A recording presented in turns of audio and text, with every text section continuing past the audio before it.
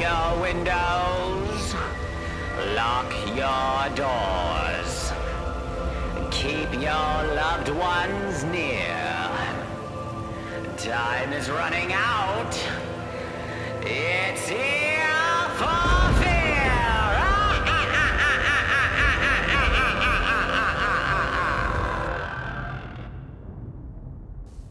Thank you for joining us. We're Ear for Fear, and I'm Donovan. And I'm Rick, and today we're going to be talking about Don Coscarelli's 1979 Phantasm. Before we get into the plot and the synopsis, do something a little different. I wanted to throw out the definition of the word phantasm, which I think is very relevant and appropriate for this movie. Because at the surface, when you watch this, you could just take it as another regular horror movie, but it's not. It's quite different. So real quickly, phantasm, a figment of the imagination, an illusion, or apparition. Now, with that said, here's a quick synopsis of Phantasm. Mike is a 13-year-old boy who has lost his parents. Afraid of losing his brother as well, he follows him to a funeral where Mike witnesses the tall man lifting a coffin on his own. Mike decides to investigate and discovers that the tall man, protected by his flying spears, is shrinking dead bodies down to half their normal size and reanimating them as slaves. It's up to Mike, his brother, and Reggie to stop the tall man.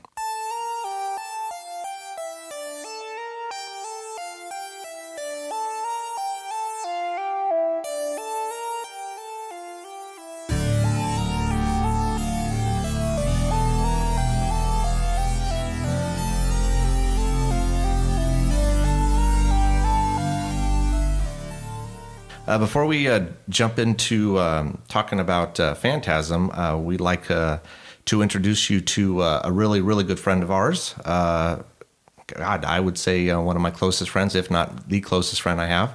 One of my most favorite people on this planet. Let's see, what can we say about him? I've known him nearly 28 years. Donovan, you've known him the same amount of time. The only difference is you were about 1.5 when you met him. That was around the time you were probably watching Barney. That lovely purple dinosaur running around the house singing those I Love You songs. Mm-hmm. But let me tell you a little bit about him. He's a graphic designer, great one at that. Hobbies include he likes to sculpt, likes to paint, is a great musician. And one of his other hobbies is editing our podcast here. So without further ado, let me introduce you to Mr. Sleepy D himself, Darren Lindsay. How's it going, guys? Hey, Darren. Thanks for joining us. Thank you for coming on, Darren. Thanks for having me on. Appreciate it. Yeah, definitely a treat for us. Before we jump into the actual, I guess, talking about the movie, we like to do something here where we ask you a few questions, kind of get the listeners.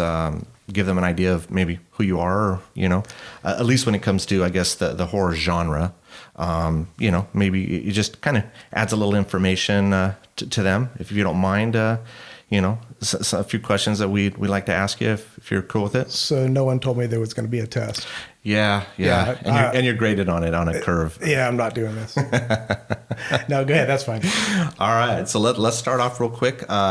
Question number 1. What was the first horror movie you remember watching as a kid? Ooh. I'm going to say probably Creature from the Black Lagoon. Yeah. I must have been 13, maybe. I forget the friend I had, but he lived down the street, and we had been wanting to watch this movie. It was on TV. It was one of those black and white Creature from that Black Lagoon. Yeah. And if I remember right, it was in 3D, and that was like a major thing because, what was that, 1982 maybe? Which I think around that time was popular for 3D movies. Yeah. I think Friday the 13th did it. I think one of the Amityville horror movies did it. It was kind of like the thing to do. Yeah. So now obviously Creature was what, from the 50s? 50s? Yeah. It was very much so. Yeah. Yeah, and I remember being super excited about it. Had my mom go down and get those stupid 3D glasses with the blue and red lenses, you know. Yeah. And I sat down. I can remember at the time, you know, like watching the movie and, you know, in all its 3D glory. Yeah. And I think at the time I thought, yeah, this is great, you know. But I have vivid memories of the particular scenes in 3D. And I look back on it now through all of 2020 and in the past, you know, newfangled effects. And they're so horrible. Yeah. I mean, the whole 3D thing back then was abysmally bad. I mean, it was funny because they forced it. You know, Creature obviously being different because it was from the 50s, but the late 70s, early 80s when they had kind of that height of the 3D effect. It wasn't natural. It's like they forced it at you. It was, you know, it's like, oh, let's hold a bat and let me point the bat at the camera. So they would almost bake in scenes. Yeah, yes, like, you know, like purposely. Yeah, specifically to showcase the 3D. Yeah. But in any event, Creature from the Black Lagoon. Yeah, you know, I can honestly say I've never seen that movie. I feel terrible saying that. I couldn't tell you what it's about right now because I never saw it ever. Yeah, I other than say maybe Psycho, I just don't like black and white. Yeah. I hate saying that. We're spoiled, especially the snobs out there. You know that they appreciate and they love the black and white. I'm not a fan of it. I don't know. I love the color stuff. Yeah, I agree. Well, question number 2. Your youngest daughter Shaylee is a big fan of horror movies. Was there a movie you two watched together that you found scary as a kid that she didn't find scary at all?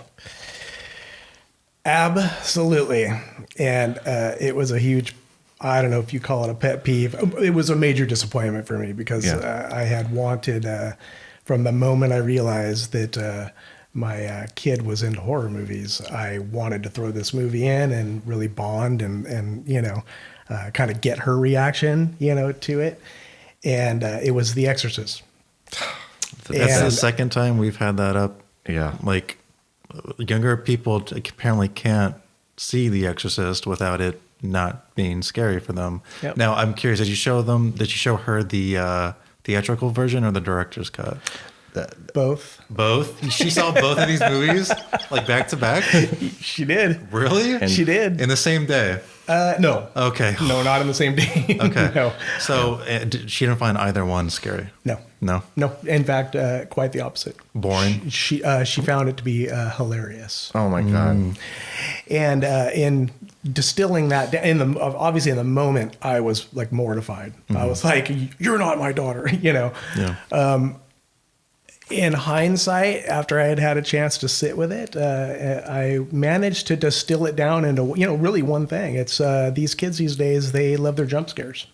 And you know, The Exorcist is a slow burn. It's a movie that really takes a long time to get moving. There's a lot of religious undertone, obviously, to it. It is, yeah. There's a whole entire opening sequence taking place in Iraq, you know. Yeah. You know, a kid at that age isn't going to understand that. They're You know, not. they're looking at this imagery and they're like, okay, you know. It's true. Yeah, I guess I could see that part of it. I don't know, because I love the movie so damn much and it still freaks me out to this day. It's just like, really? You guys don't? Yeah. I mean, it's just almost a lack of appreciation for the older ones. At least that's me. And you know, I interpret this as it's a byproduct of the world we live in today. Oh, yeah. We live in a world where, you know, everything is now. Yeah. You know, information is available, you know, on a dime. Yep. All you have to do is pull up a browser, look up, or a phone or whatever, look up anything that you want immediately. Yeah. So we've lost, I believe, you know, the ability to sit with something and actually go slowly through the process. Yeah. Shaylee's still pretty young, and The Exorcist is a pretty heavy movie. I almost think that she might be more creeped out when she turns 18 plus. Like revisits it later. And she just has more world experience and knows what The Exorcist is trying to do. That's a I'm also possibility. Yeah. curious, when did you first see The Exorcist? Give me like an age range. Was it in your 20s, teens? Definitely teens. Okay. I'm going to say I was 14, maybe. Okay, maybe so a you would have couple been years. roughly the same age as she is now. Roughly. Yeah. And you found it terrifying back then. I was very terrified. I do want to. I know this is kind of going down a little bit of a rabbit hole on the whole Exorcist thing, but I think it's funny. My mom saw The Exorcist when I was very young. I want to say I might have been 3 years old. Well, came out in 73. Okay. You were So born in what, 69, 69, right? so yeah. 4. 4, yeah.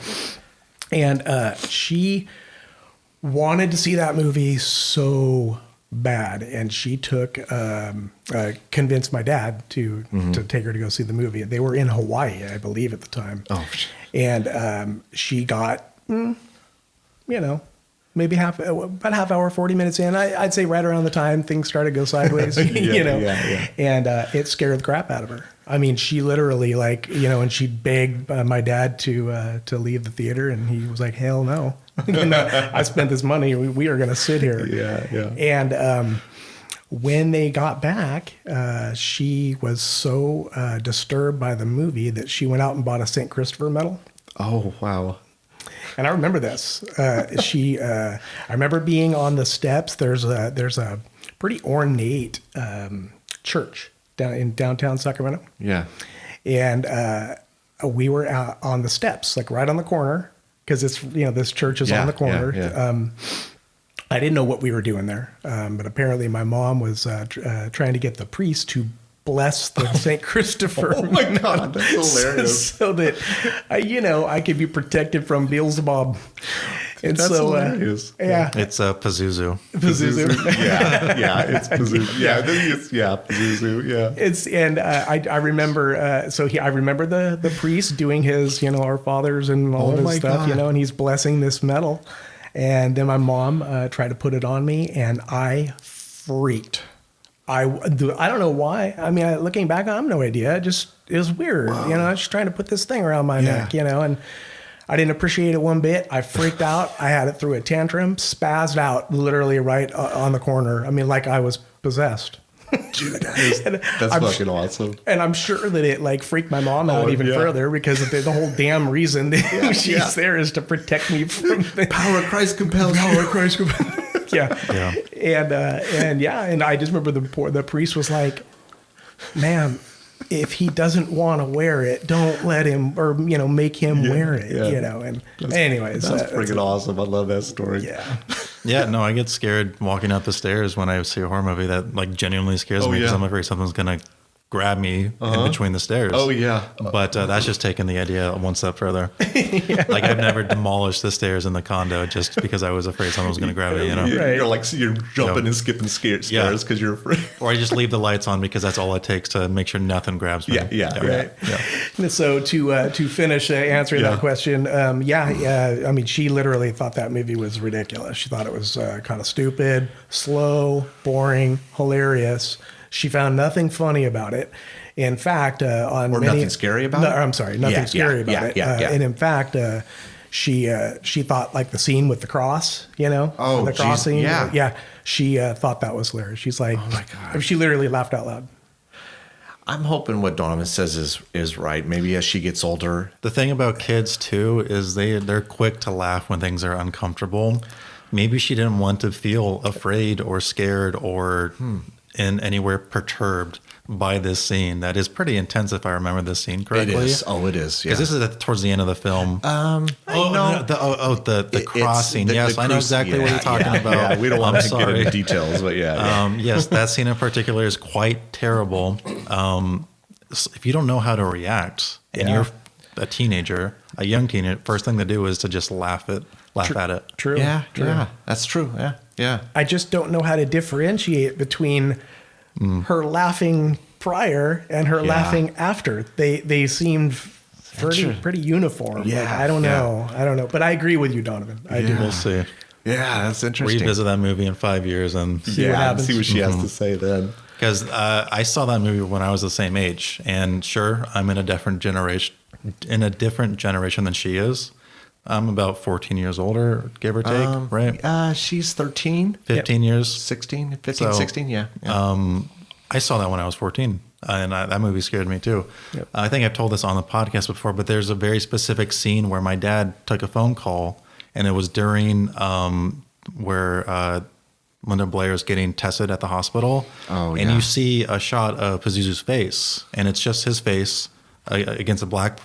The rest of the frame is black. Yeah. And the makeup on that face scared me, and I was just forced to look at it for about 5 to 10 minutes. Well, I know he was talking to you, Darren. I probably was. Yeah, I probably I'm was. sure you were. While Donovan's in the background. I was like on the couch, like sweating. Did you have it on pause or something? Yeah, I think I paused it. Yeah, because we were watching it, and I'm like, I want to watch this too. I don't want to miss it, even though I've seen it a million times. And so I probably paused it, and I burned this image into his head. Yeah. What's funny is that shot is probably only on the movie for like 6 frames, Yeah. so like a quarter of a second, and he just happened to hit one of those frames. Yeah. And so- I still think about that. I can picture it now. That thing scares me. So I don't know. I revisit in 5 years. Let's see if it scares her again. Yeah. Yeah, I think so. Also, like if you're not scared from that movie, there's a lot of like stuff happening within that movie that you can appreciate by just thinking about it and discussing it with other people. Right. You know? Yeah. Yep. Yeah. For sure. Yeah. Cool. So question number 3. A lot of the horror movies these days mainly implement CGI effects over the practical effects. Do you prefer the practical effects we grew up on? Or are you okay with the CGI effects that are used today? I would say yes and yes. I like the effects that we have today. I mean, obviously, it's opened up from a creative standpoint the ability for directors, writers to really capture their vision. I mean, back in our time, Rick, there were just ideas that could not be captured. Yeah. However, there's something has been lost. Yeah. And it really, not to get into the political components of movie making, but Donovan, you being a student of film, you probably attest to this. These CGI companies, they really get the shaft. They get worked to the bone. They spend thousands upon thousands of working hours on these effects, and often there's late revisions. They're not given enough time. They certainly are not paid what they need to be paid. Yeah. So corners get cut, and when corners get cut, it shows on screen. Yeah. The problem, and it's funny, as we watch these movies, I've been following your last episodes, podcast. I mean, obviously I do the editing on them. It got me to rewatch these movies. Yeah. Mostly because I want to refamiliarize myself with these movies. Some of them I haven't seen. But in doing so, I'm looking at these effects, all over again. And they're bad. Yeah. But what I realized was, when these movies came out, it was pretty groundbreaking. And we were watching them on, 4:3 ratio TV as, tube TVs. Yeah. Now we're watching these same movies on 4K ultra, flat screen, and you can see every little flaw, It's true. which just wasn't something that occurred. Plus, we were watching many of these movies on VHS and, Oh my God. dare I say, beta, Oh my God. Yeah. Beta, Laserdisc, VHS. Yeah. I remember Oh my God. I wasn't around for this, but I'm pretty sure like Laserdisc was marketed as, look at this great quality, It right? was, yeah. Yeah. I'm it's in The Sopranos. It's Yeah. not Oh, yeah. that old. I don't think we ever owned a Laserdisc player. Never. We had, the thing was VHS. I don't even think we had beta. I think we had VHS. And I remember when those, oh my God, I worked a friggin' whole summer for my uncle's shop. 3 months to save up for my first VCR. I bought it myself. That thing was $500-600. Yeah. You look back and go, oh my God. And I kept that thing. until Donovan broke it. He stuck a, and it was probably a damn one of your movies. He stuck it in backwards, and it broke the damn VCR. And that would have been, I had that thing, had to have been from mid 80s to like early 90s. I was holding on to that thing. I worked my ass off for that VCR, and I was going to keep it no matter what. It's funny that you mentioned the cost, not to turn this into a big marriage court episode or anything, but I remember when I was a teenager, my parents had a VHS recorder. It was a JVC. Oh yeah. And I remember it was super expensive. I want to say $500 or $600. And one weekend, my parents were in a fight. I don't even remember what it was. And, I'm not trying to paint some weird picture. My parents didn't fight, but it was a typical thing, Yeah. But whatever, he got mad and he took the VCR player and he jumped in his 1955 T-Bird and took off and for like a couple of days. Yeah. Oh my God. And I remember thinking to myself, why did he take the VCR? Like, what is he doing? And I think in his mind, it was like hawk it or something, like get himself some quick money, and at the time I'm like, okay, what are you going to get for that? Like I'm thinking about it now and I'm looking back on it, what are you going to get for that $50? But you probably get a couple hundred. Probably. I think mine was a JVC. Yeah. I saved up for a JVC. Yeah. They were good Yeah. until Donovan broke it. That's your fault, dude. I know he was like two. He's all two putting a movie in backwards. See, I thought you were going to say he put like a peanut butter sandwich in there. That would be on me if I did that. Impressive though if I made that peanut butter sandwich at 2 years old. That would be really good. Yeah. I actually kind of appreciate the stability in Blu-ray. I mean, Blu-ray's been going on for almost 10 years. Or has it been 10 years now? Has it been 10? Yeah. I think it's been because I remember the HD DVD versus Blu-ray debate, and that was happening around the 2010s. Blu-ray ended up winning, and I remember at the time, the PlayStation 3 was the most affordable Blu-ray option at like what $800 or $1,000, just because you could also play video games on it. Yeah, that's funny because back in our time it was beta or VHS, and VHS dominated. I mean, it's usually what porn adopts, right? And I think it was Blu-ray for this. It was VHS for that. Yeah, that's probably the case. Yeah. Beta was actually the superior platform. But it wasn't as popular? Because I don't remember ever seeing beta anywhere. It anywhere. Catch on. Yeah. And due to maybe marketing or what have you. Yeah, it's porn. It's probably the porn. It's cheaper for them to manufacture the movies on VHS versus beta. I'm pretty sure we can blame everything on porn. Which makes sense because, right? I mean, when did beta and VHS was what? Probably late 70s? Would you say late 70s? Yeah. Mm-hmm. Yeah. That's funny. I think I watched Jaws on beta. Did you really? Yep. I don't think I ever watched a movie on beta. No, I obviously didn't. I don't know why you're looking at me. You did watch movies on VHS, though. We had plenty of those. Plenty of Barney tapes, too. You did. You had plenty of those. I think, in fact, that's what he had put in the... I watched South Park on VHS. I remember that. Oh, yeah. Yeah. So to wrap that question up, I think a little bit of both. I mean, I appreciate both. I like it when I see both effects, both types of effects more. The thing is special effects have existed since the dawn of film. Yeah. Those have always been around. When it comes specifically to physical and digital looks amazing. Almost every single project you watch has some form of digital effects. You just typically don't see it. Yeah. David Fincher is famous for just swathing his movies in digital effects that you just don't notice. He even had like a whole car scene in like 2 of his movies that were just pure digital effects, and you would have known it unless you saw like each individual plate on like a behind the scenes footage. Oh, it's I didn't know it when I saw those movies, and I was shocked when I found out in just some random video I saw on YouTube. Yeah. But it's usually the marriage of the two that kind of creates the best effect, usually when digital is enhancing physical. Yeah. And I will say I think I will always prefer physical just a little bit more because I love it when I can see the actor interacting with that effect in some way. Yeah. And Dead Alive is a perfect example. If that blood was digital, that movie wouldn't have been as fun, but you literally have the actors caked in blood. Yeah. Or you have squibs or something to that effect just shooting everywhere all the time. Yeah. Case in point, I mean, not to go down and further down this one, but Alien. Yeah. When the prosthetic alien busted out of the stomach, Yeah.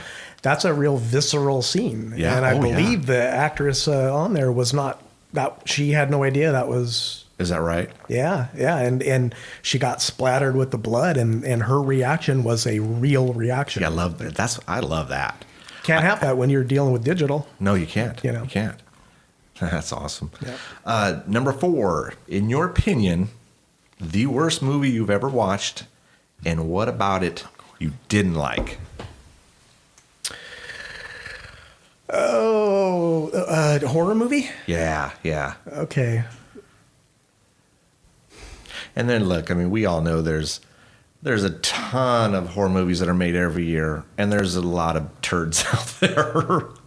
I've seen my fair share of really bad ones. So this one would have to be just one maybe that jumps out at you that you just got, oh my God, hell, it could have been a movie you put on, and 20 minutes in, you're like, I'm done with this. Well, I mean, wasn't there a movie called something Rotten Tomatoes? Oh, Killer. Yeah, from like the early 80s or something. Attack of the Killer Tomatoes. Attack of the Killer Tomatoes. Yeah. So. Oh my god! I remember that one. That one is fucking terrible. It was horrible. It's so horrible. It was the worst. Yeah. It was absolutely the worst. Now, that I was a kid. I don't remember exactly how old I was at the time. But Yeah, I don't want to say. I mean, to this day, I can still picture that cover, a big old fucking tomato, and more than likely it was people running away from it, which was probably like a take on a B movie, like the Blobs and stuff like that, where you have like a poster and it's you have these people like they're looking back but they're running away from. Yes. You know what I'm talking about? I do. Yeah. So, oh my god, I forgot about that one. That one was bad. Attack of the Killer Tomatoes. Attack of the Killer Tomatoes. That one. Of recently, one of the ones that you gentlemen have reviewed. I wasn't very fond of that movie. That's okay. Exactly. It did its thing. It did. It was funny. I did not think you would like that one. Yeah. But I wanted you to take a look at it, watch it, and maybe prove me wrong. But However, there were scenes on that movie that I found entertaining. I mean, I really did. Where I can honestly look back on Attack of the Killer Tomatoes and think to myself, I can't get that time back. So Attack of the Killer Tomatoes is going to be my answer to that one. Yeah. Awesome. Last question. The last horror movie you watched that just blew you away, that once it was over, you just couldn't get out of your head. Hereditary. Yeah. Is that the second time we've got that answer? It is, Did Morris say that too? Morris, I think, might have said that as well. Hereditary, I loved. Yeah. It's an easy movie to love, I think. It is. There is so much about the vibe of that movie, the ambiance in it. Maybe it's some cinematography tricks. I mean, there are so many. I mean, I keep rewatching that movie and I find more stuff more things that are hidden in dark corners, that you didn't see the last time you watched it. And, I mean, just as well as just the general subject matter. All of it, all the way around, very unsettling and stuck with me for days on end. I remember watching it at the theater, and I left the theater, and I chatted about it afterwards. I think I might have seen it with Morris, and him and I chatted in the parking lot, which we quite often do when we go see a movie. I left, and I was hungry because it was late, and I stopped at Chevy's. Yeah.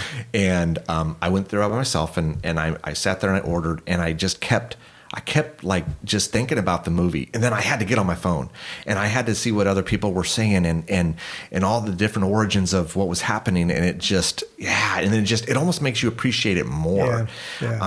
It's definitely Well, and for me, I'm bad when it comes to actors' names. What is what's her name? The actress. Oh gosh, She played in Little Miss Sunshine. Yeah, the mom Again with the fucking chicken. yeah, You know, I can't think of it. I can't think of her name right now, but I know exactly what you're talking about. Yeah. Yeah, you know, I mean, like really the only time movie I've seen her in is Little Miss Sunshine. And to go from Little Miss Sunshine to Hereditary, Yeah.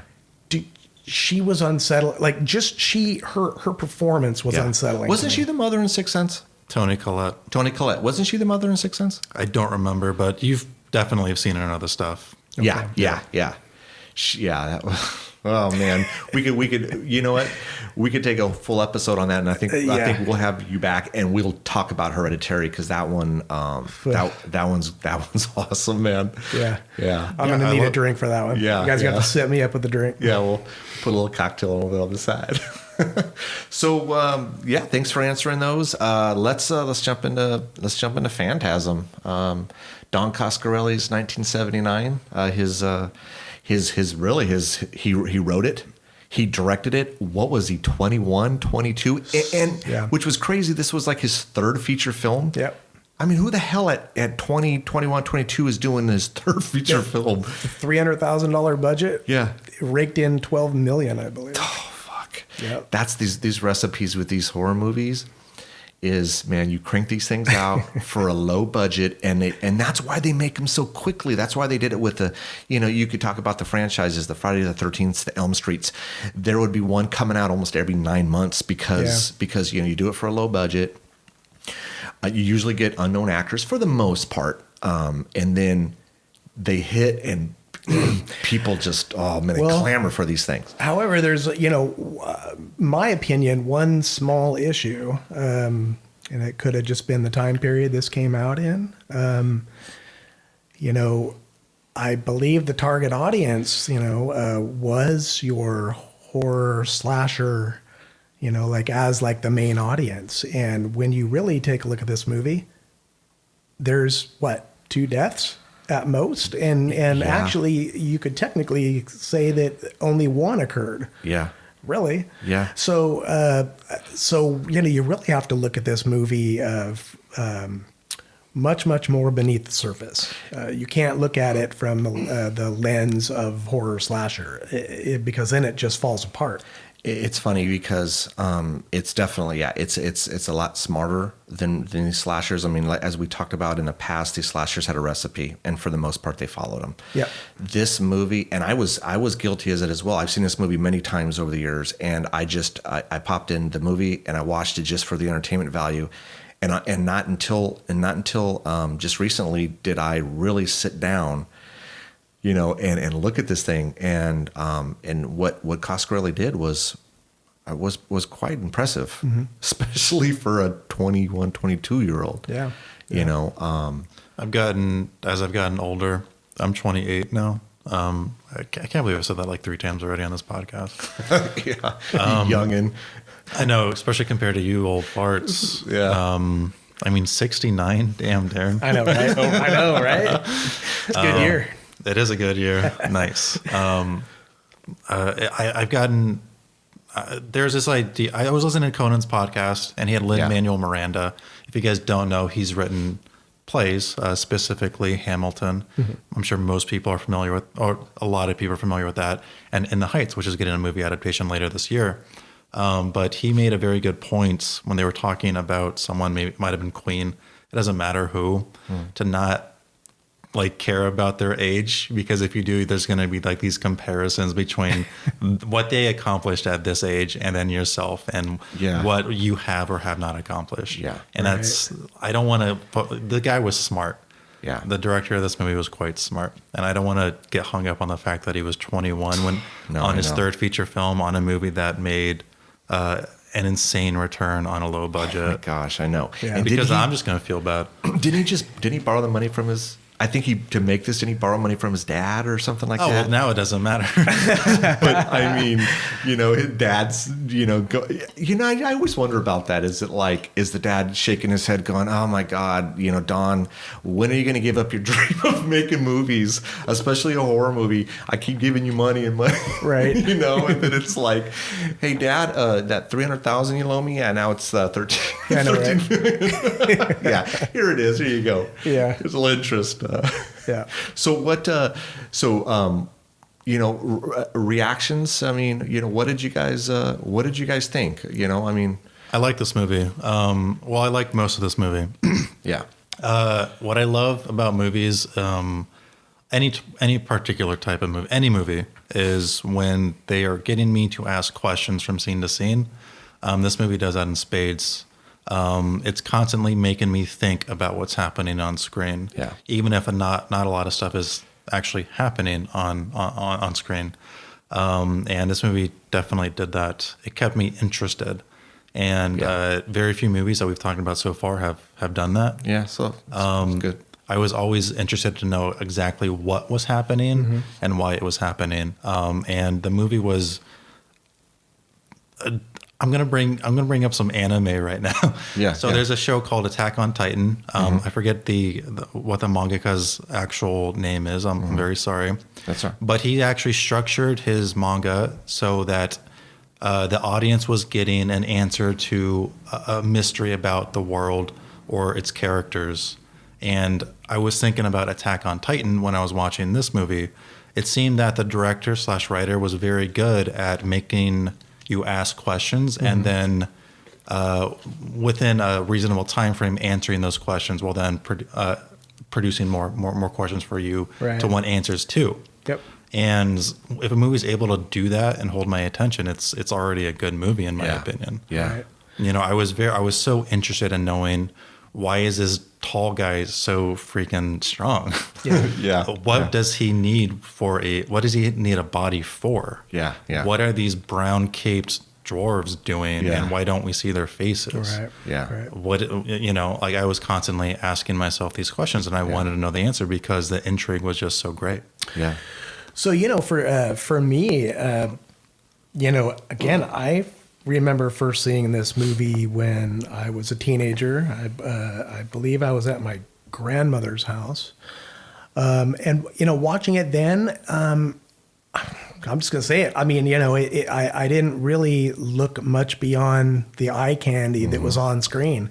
I thought it was a really creepy, weird kind of sci-fi piece of theme music to it. Yeah. And it was very Great reminiscent music, of Exorcist. Yeah. Definitely.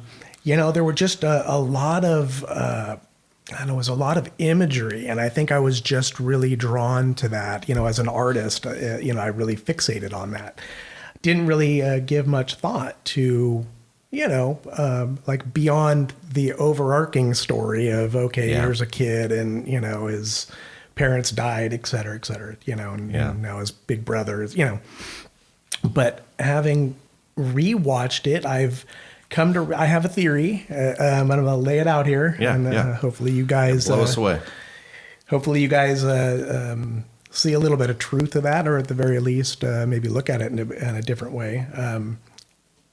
It started to manifest for me when every time they got to the room where, the door is, and we'll talk about that further. But I kept noticing that there was some artwork above the door, and it was Greek gods. Essentially, there was 7 of them. And at first I thought it was just, mausoleum decor. It was because there's lots of Greek pillars and, Greek statuary throughout this mausoleum. So I chalked it up to that. But then I don't know, they seem to just, why are there 7 Greek godheads above this door leading to an interdimensional doorway? Yeah. So I started doing some research into that, and the whole idea, and what I discovered is in the Greek philosophy way back in Plato, Aristotle days, they had this concept of Fantasia, and then the concept of a phantasm. And, usually, at least when it comes to this movie, you just hear phantasm. You don't really know what the other half of it is. But there's a beginning component to phantasm, and that's fantasia. And essentially what that means in Greek philosophy, it's the idea that, okay, a person has their senses, their sight, their hearing, their sense of smell. Yeah. So say you're a kid, you're a person, you look down into a puddle of water, and at the bottom of the puddle of water, you see a stick. Due to the light refracting on the water distorts the stick. You reach the conclusion the stick is bent. So that's your fantasia at play. So it's your senses, taking in information, and then you reach a conclusion, which is your phantasm, that's your conclusion. And then the Greek philosophy, phantasms can most likely be false. So same kid, same guy, whoever it is, reaches down, picks the stick up out of the water, now realizes that the stick is not bent after all. It's actually straight. So now there's a whole reinterpretation of what the senses are seeing. So the cycle starts all over again. So now you've got a fantasia, and then you've come to the conclusion the stick is indeed straight, and then there's your phantasm. And for me, that is precisely what this movie is doing. It does that throughout with that whole juxtaposition of, is the main character, is he dreaming? Is he not dreaming? Yeah. Sometimes you think he is, sometimes you think he's not. It's all littered throughout the film, only to find at the end, in my opinion, that the whole film is one big giant fantasia for the viewer. Yeah. And then the very last scene is the phantasm. Yeah. So we can certainly explore that further as we talk about definitely, it. It's I think it's a cool interpretation of it. I mean, if Coscarelli, like I said, very impressive that he sat there. I think I watched an interview that he locked him. I think he went up to a cabin. I think it might have been a cabin that his family owned for 2 weeks and isolated himself and wrote this thing. I think in 2 weeks. Yeah. And so can't even imagine what was going in his head. First of all, you're isolated by yourself and you're writing this thing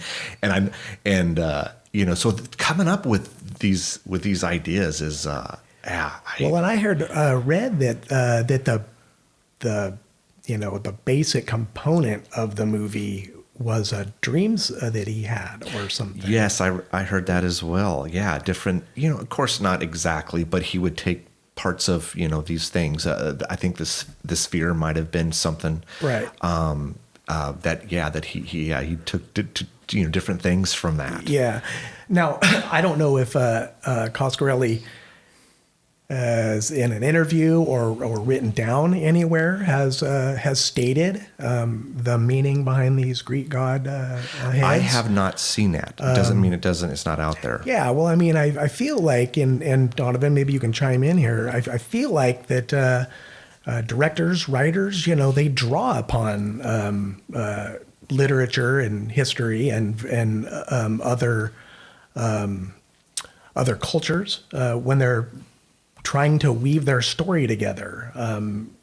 So to me, that seems plausible. The film industry is just theft after theft after theft. We're constantly recycling ideas. I mean, everybody knows that. That's what we do. But that's the institution, though. But what about a writer, though? Like, what about somebody who is has their baby and they're don't they draw upon when they're writing, or is it truly to just turn a profit? I can't speak for this guy. I'm pretty sure the argument you've laid out is substantial. I know, I can tell you that if that was what he was trying to do, that I don't think that works in a 90-minute film. No, it does not. To spend about 75 or 80 minutes of your film basically to just be a setup for pulling the rug out from underneath them. I don't think that's a good experiment, although I will say it's successful. Yeah. As a writer, you're going to pull from everything you have. Sometimes that means verbatim from certain works that you've seen before. Right. Tarantino does that all the time. I mean, Tarantino is one of the best filmmakers ever, and we know that he steals. I know steal is a very strong word, but I mean, you're reusing old ideas, Borrows. and you're Borrows, as long as you're transforming them in some way, it's not an issue. No one cares. Tarantino does it all the time. That's why we don't care. We want him to do that because we love his spin on it. Yeah. When it comes to this, if I was locked in a cabin and I only gave myself a specific amount of time, hell yeah, I'm gonna pull like every little thing I can and stick it in this 120-page script. Yeah, and they say that there is no new art. There is, I mean, everything at this point is a recycle of some kind. Or there's like 7 story ideas or something to that effect. Yeah, sure. Yeah. From what you said, Darren, I've watched some interviews with him. I have not heard him say that. Doesn't mean he hasn't. What I know I've heard him say. He in one of the interviews when this movie came out in '79, he did him and Angus Scrimm, who plays the tall man, did an interview. And going back and watching it, oh my God, that is hilarious. 1979 clothes and hair, it's fucking awesome. But he brings up the word phantasm because Edgar Allan Poe wrote it a lot. Yeah. He made it a point to bring that up, but does not mean and he didn't to take it from some Greek mythology or Well, and I have no doubt Poe pulled it. Oh wow, yeah. Sounds like so, yeah. Yeah. But to your point, Donovan, I agree with you. I think that the movie fails to deliver that idea. That was after about 5 watches, and then I started to really ponder that, and then kind of ended up going down a little bit of a rabbit hole on that one. But I mean, this is a great idea for like a 15-minute short film, but people are very conscious of their time. Yeah. People respect their time. Yeah. They don't want to get emotionally invested in a film only for them to be like, that those 80 minutes you spent, well, that didn't happen. But we'll talk about this further on what did and didn't happen. But I'm willing for my one watch of this movie, because I've only seen this once so far, is that the movie is presenting its ideas at face value.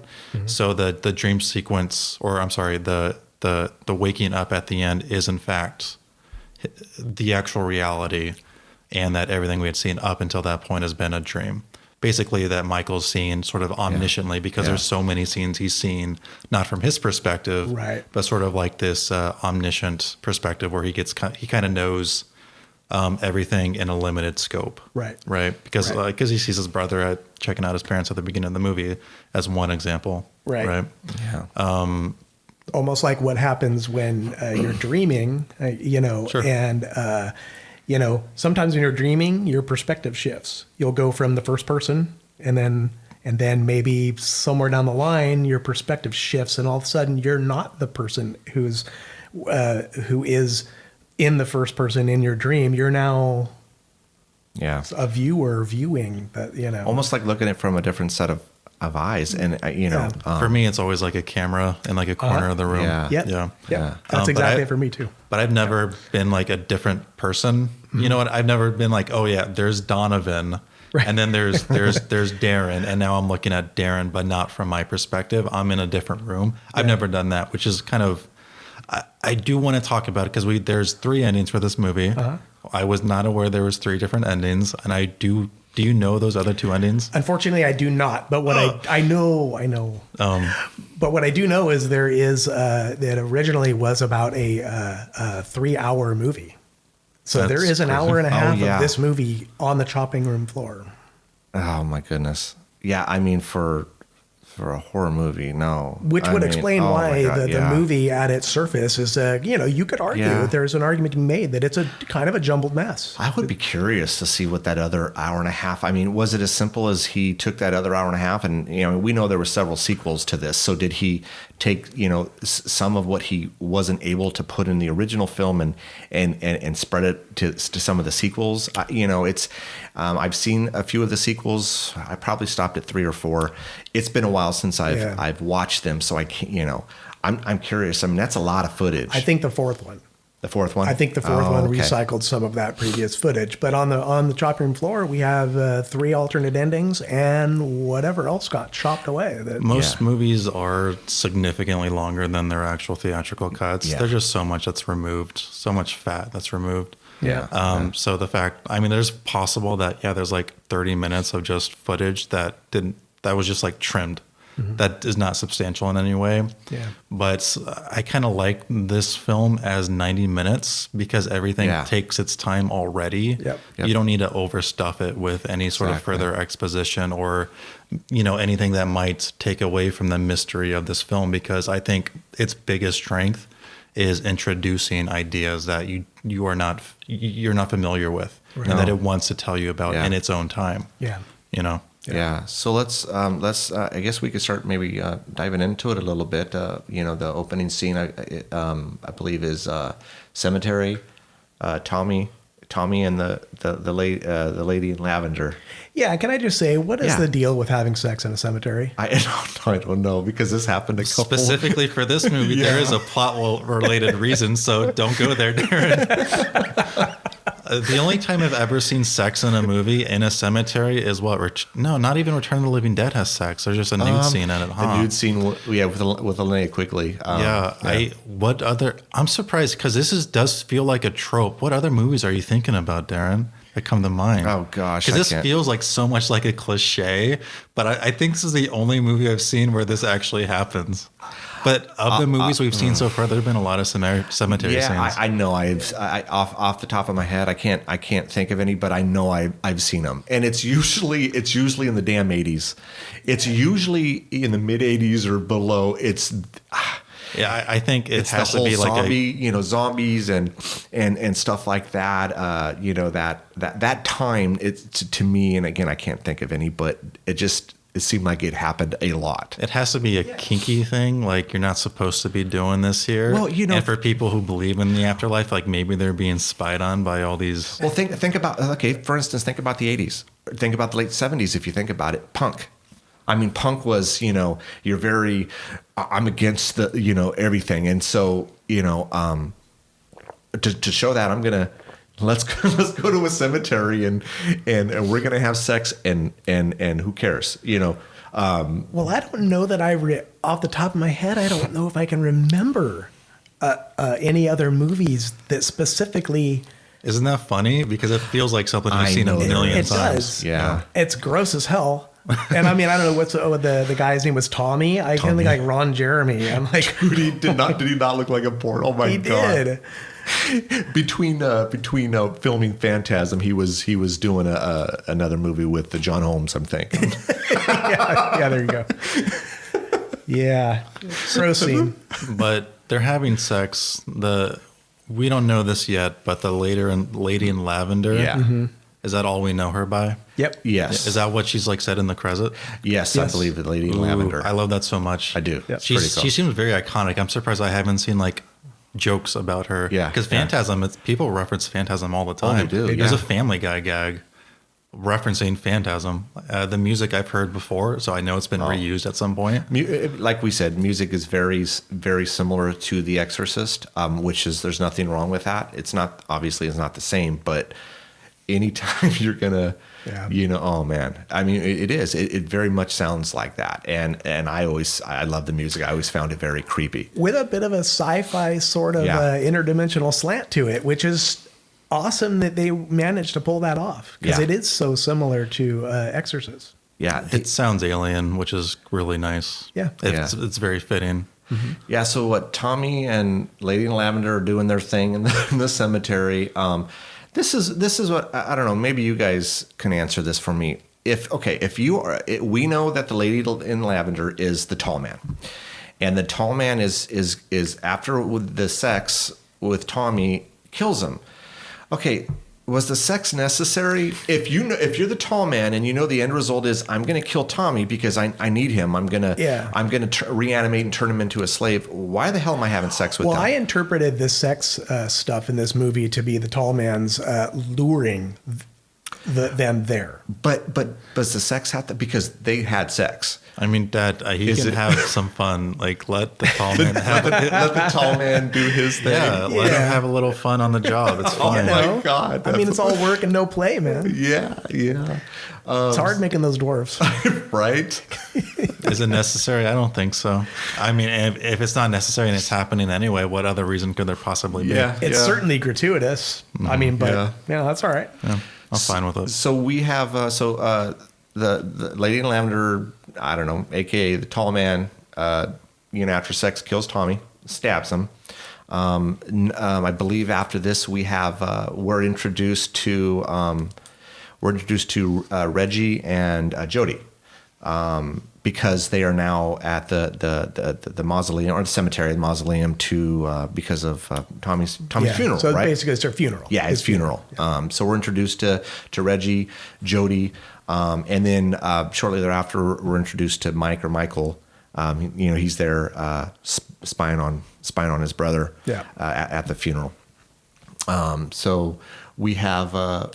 Don't we have at this point? Reggie and Jody have a little bit of conversation. They can't believe Tommy's dead. Jody essentially he excuses himself and goes inside the mausoleum, correct? Because he wants to go visit his parents. His parents, yeah, because they had died maybe 2 years earlier was it a car crash? It was. I'm not sure that they specify how many Was it? years, but No, I think it was. I think it's 2. Is it 2? It sounds Because like the movie takes place, I think, in 79. I think it was made in 79, but it also takes place in 79. Okay. It could be 78, and then like 2 or 3 years prior was when the death of the parents were. Okay. I remember it being 2, but I could be wrong. And it doesn't really matter. We just know that it's fairly recent. Right. And during that time, Jody's been taking care of Michael. Yeah. He's been taking care of Michael, and Michael or Mike is he's there spying on them, Jody didn't want him there because it seemed so recent since the parents' death, right? Well, I think specifically he said Mike was having nightmares. Oh, okay. And that was why he didn't want to do the funeral thing. I forgot about that. I'm glad you brought that up. Yeah, I did too. There's now that I'm thinking about it, what if Michael's constantly waking up from this, like a different version of this dream, and then getting taken by the tall man just over and over and over again? See, I like that idea a lot, actually. So interesting that you say that, because rewatching this again and really, really looking at this, it reminded me, I know this is gonna be crazy, of The Matrix and Neo's character, because there's a scene later on that Mike says something about you're not, I forget what he says, something about you're not, oh God, I can't remember what he says. Doesn't he say something like, I'm trying to figure, I got to get my thoughts here. Something about you're not coming back, almost where he knew this had already happened or something, like. I think in that moment, what you were talking about was when Jody had said, I'm going to go in, the mausoleum and check the, and I think Mike, I think what he was trying to say was he felt like that he's going to get killed. Like, That's what I thought about the scene, Yeah. too. Really? See, I get an Inception I took- vibe out of this. Yeah. That's what I get. Like that movie Inception. Yeah, Where it's like you're going layers and layers deep, and every time you get the kick, you go up a level. That's what it feels like to me with the dream sequences. There's a sci-fi story, I forget what it's called, but the idea is that these two scientists make a simulation of the universe. They speed it up, and then they get to their point in time, and then they see themselves creating their own version of the universe. Yeah. And it's just over and over and over again, and they don't know if they're in a simulation or if the prime universe, the parent universe. Yeah. And that's what I now that we're talking about it, I really hope that this movie, like the canon of this movie, is just he's constantly waking up and being taken by like this tall man for whatever reason, and that there's like a billion versions of Michael and infinite versions. It feels like that at times. It does. It does. He said you're never coming back. Yeah. I just there is like a finality to that statement. Yeah. Yeah. To me, I But, mean, it could also just be like the tall man is crazy strong. I took off his fingers. I mean, for sure. Yes, it could be that. I was thinking out of a different angle, and But we also know for a fact that Mike is genuinely freaked out that he's going to be abandoned by his brother. True. Yes. And it's at least in the first half of the movie, that's the whole reason he's constantly following him around. Following him everywhere. He's always following him. So, and even Jody mentions that too. Exactly. And in some ways, this is an exercise in the releasing fear, essentially. Yeah. So we're at Tommy's funeral. Right. The movie's already doing a bunch of cool stuff for me. I like because we get kind of the first introduction to this mausoleum, which I had either read or I'd heard that they had built this set, and Don Coscarelli had said they were they wanted to stay true to the norm, I guess, what you would picture in a mausoleum, but at the same time, they were looking for a futuristic feel to this thing because, with the spheres and everything that was going on. And I always felt that way watching this movie. They nailed it. They did. What'd you think? For me, not talking about that specifically, I'll get to that in a second. The movie's like taking its time. It's doing very little when it comes to editing. So we're just sort of staying on the same shot. The acting is fairly natural, but somehow all that together, along with the music, is making everything feel like a dream. Mm-hmm. And I haven't seen. I think I've seen bits of this movie when I was younger. Yeah, because I specifically remember. Yeah, because I remember seeing those spheres and stuff. Yeah. So the movie already feels a lot like a dream, and I don't remember that ending. Haven't seen that ending. Yeah. So for me, the movie's already playing this trick on you, making you feel that what's happening is a little too like aloof, too airy. Like it doesn't feel like it's fully baked in reality. And I like that a lot. And it happens very quickly. It also does that in the montage from when Jody is inspecting the mausoleum and his brother is sort of driving the dirt bike around the cemetery. Like everything just feels a little off. Yeah, it does. When it comes specifically to the mausoleum, is that not what they just look like?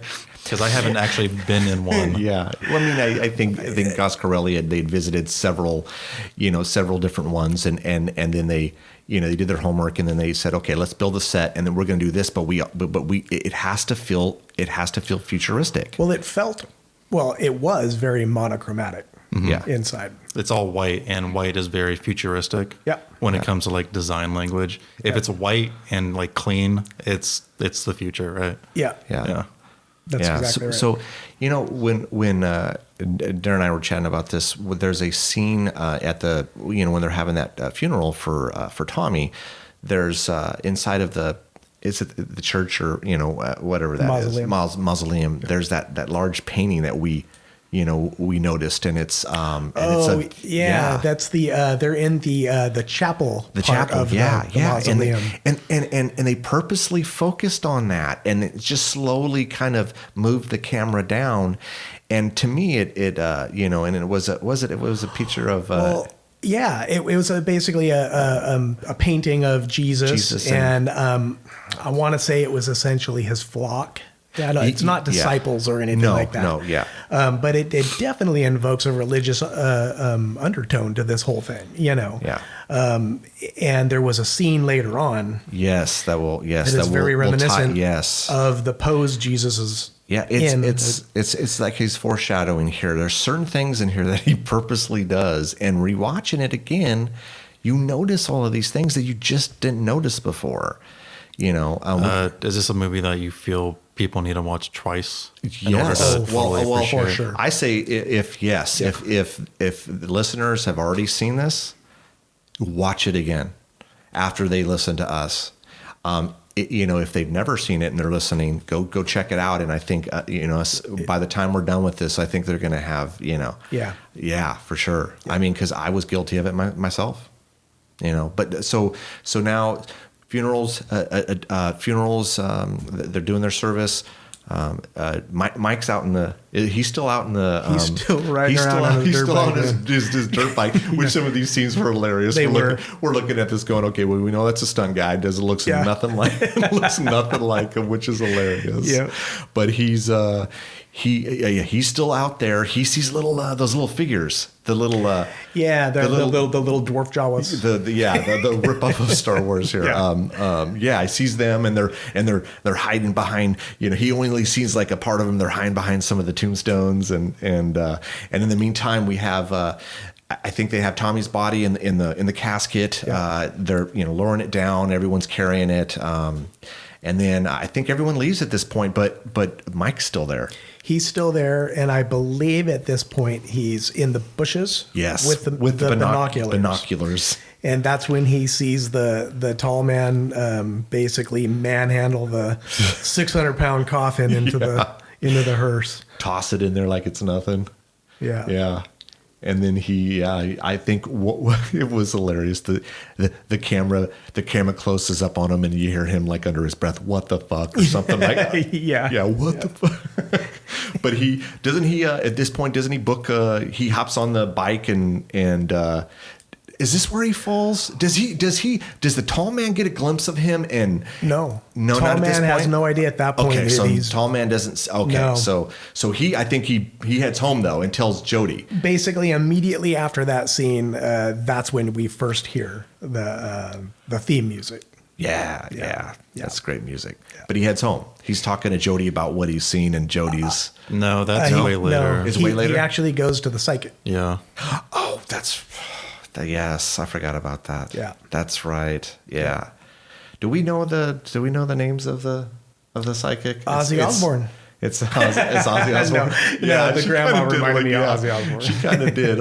We have the grandma and the granddaughter. Obviously, the granddaughter knows Mike quite well, because I'm sure he's come several times before. Oh yeah. They have their grandma doesn't say a damn word, does she? Not during the meeting with Mike, at least. Nope. No. It's almost like they're playing it that she can't talk or whatever, and that's the daughter's acting as a conduit for the mother/grandmother. And Mike is really just asking for advice here. He doesn't want his brother to leave, and he's just kind of confirming that won't happen, if I remember correctly. And then they also give him like a quick little trial, to learn how to conquer your fear with essentially just a big like finger catcher, right? Yeah. Don't be afraid, and then you'll be able to take your hand out. It's more like think rationally, don't panic.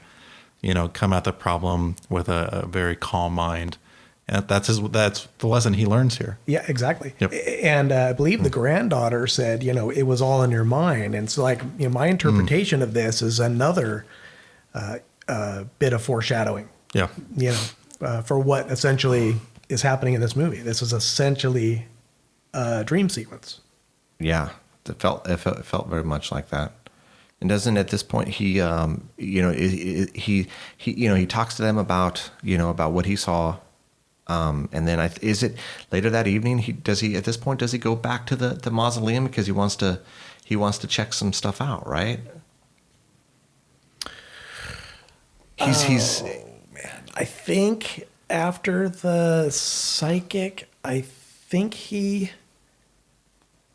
thought he goes back to the mausoleum. Doesn't he go back to the mausoleum? I think he goes. I think he goes to the mausoleum because he's talked to them. He knows what he saw, and he goes and I know he kicks in the window. And starts investigating. I think actually no. I think that's after. Is that after? I think that there's there's scenes with the brother. We know that we know that Michael is the one who's really the car guy, because we see Michael driving. What are they driving? Oh that my black God. car. You Yeah. guys would know this. I have know this you in would my know. notes because Yeah, I Darren absolutely does. love this car. Yeah. It's Yeah. a 1971 Plymouth Barracuda. Thank you. Yeah, that's a I pretty would not kick-ass know that. car. It's a cool looking car. It is a it's cool in car. black. Now, could you only buy this car in black? No, Well, let's just pretend that that's the only color that was available. we can do that. Yeah, we can yeah. certainly do that. The car looks really slick, and we know Michael is the one who can take care of this stuff. Jody has no clue how this car works. Yep. And then they have a scene where he's fixing the car, and Yeah. I think not long afterwards, we see Jody jam out with Reggie. I don't know if this is around the same time around. This could be a little bit later. And then Reggie, who is, the friend that we see at the funeral. The ice cream man. One of the trio, Jody, Reggie, and Tommy who's dead. They're kind of jamming out. Jody, we learn, is like a musician. Yeah. Reggie is an ice cream man, but they played together at some point in the past. Yep. Yeah. And then that scene ends with what's that device where you get the tune? It's a tuning fork. It's literally just called a tuning fork. Thank fork, you. which is where- important. Which Yes. is important. Yeah. Reggie then, kind of uses the tuning fork to adjust his guitar. We get a nice little zoom in on the tuning fork doing its little tuning vibration sound thing. So as a musician, essentially a tuning fork, when you hit the two tines together, they are spaced, and the length of them are such that produces a specific frequency. When you put it on your music instrument, say a guitar, you then can tune your string accordingly to that. And so what it's doing is it's sending essentially a wave back and forth between the two tines, and that is actually causing micro disturbances in the air between the two forks, which is important later. Oh yeah, it is. Because there is a high disturbance factor of air and other manner of stuff that happens later on in this movie. So I always loved this scene with them playing the guitar on the porch. Oh, I loved it. I loved it. You know what it felt like to me is that, Coscarelli said, okay, we're going to take a break. And then all of a sudden they just started playing the guitar just as they normally would, but he was filming the whole time. It seems so damn real to me. It felt so genuine. I always loved the scene. Yeah, to me, so far we've been hit with a whole lot of imagery, a whole lot of stuff in this movie so far, and some of it you can't really explain it. It seems very, much like a dream sequence of some kind. Yeah. This was a calming element to me. It felt almost like the most realist thing in the movie. It did, from at least a humanist point of view. Yeah. I think this scene is very good at giving the audience something real to hold on to. It's establishing this film in some sort of reality like our own. Yeah. Look at these people just playing a couple instruments to pass the time and have a good time. And we can also see that Reggie and Jody don't need to talk to each other. Like Reggie just literally rolls up, grabs his instrument, and just starts playing with them. Starts playing. And they're like, he's just hopping in. Like they've done this a million times before. Yeah. People can definitely respond to that level of like comfort. So they know each other. This is an established world, and that these characters are real. Agreed. Yeah. Agreed. So where are we? Mike follows Jody to that bar. Oh yeah, the bar. Yeah, this is riddled throughout. We know Mike. Mike and Jody's lost their parents. Mike's 13, and he just there's this overwhelming feeling that Jody's going to split on him. Yep. I think there's a line that Jody says something about how he's going to go and drop him off with. Maybe not drop him off, but he's going to go and give him to his give Mike to his aunt. Yeah. So parents are gone. Your brother is. He definitely has his friendship with Reggie, but this is his brother's friend. This is it. This is all he has at this point in this. Is his brother, and so the idea of him leaving him, however you want to look at it, running out on him, leaving him. I mean, that's devastating for him. So it's like through at least the first half of the movie, he follows him everywhere. Yeah. There's a sequence where this banks of Elm Street, where this seems so much like Wes Craven was when he's chasing him and Jodie's on the bicycle. Mm-hmm. The scene itself felt it didn't feel real at all. This completely felt of Wes Craven and Nightmare on Elm Street. Yeah, and we know, of course, Elm Street came out years later. Right. But yeah, I mean, he's got this overwhelming feeling. Look, my parents are gone, and Jodie's maybe going to leave me. So it's like he's going everywhere. And Mike, I mean, I'm just going to say it. Mike has every reason to feel like he's going to be abandoned. So to me, Mike is completely justified following around Jodie, because it's very clear Jodie is like, man, I'm going to slough this kid off at the first chance I get. You definitely get the sense that Jodie does love Mike. Yeah. But Jodie also just wants to get on with his life and experience the country and the world. Yes. In the way that he wants to do it. And you can't really do that with a 13, 14-year-old kid. Yeah, so I agree. Yeah. He's totally justified in thinking that his brother's going to split. Yeah. So then we have Sex in a Cemetery Part 2. Kind of. Yeah. I mean, Jodie picks up the lady in lavender. Damn, I mean, he works fast, because it was like 10 seconds and they were out the door. Oh, yeah. So that guy's got some game. He's got game. I don't think I think that tall man is just easy. Yeah, tall man's probably easy. Oh, it's all about perspective, I suppose. Mm-hmm. Yeah. So they're back at the cemetery. They're doing their thing, and of course Mike is in the bushes once again, peeking at him. This is where the movie almost feels like a comedy to me. There's like two scenes in particular, this one being one of them, where it's just so ridiculous. Yeah, go.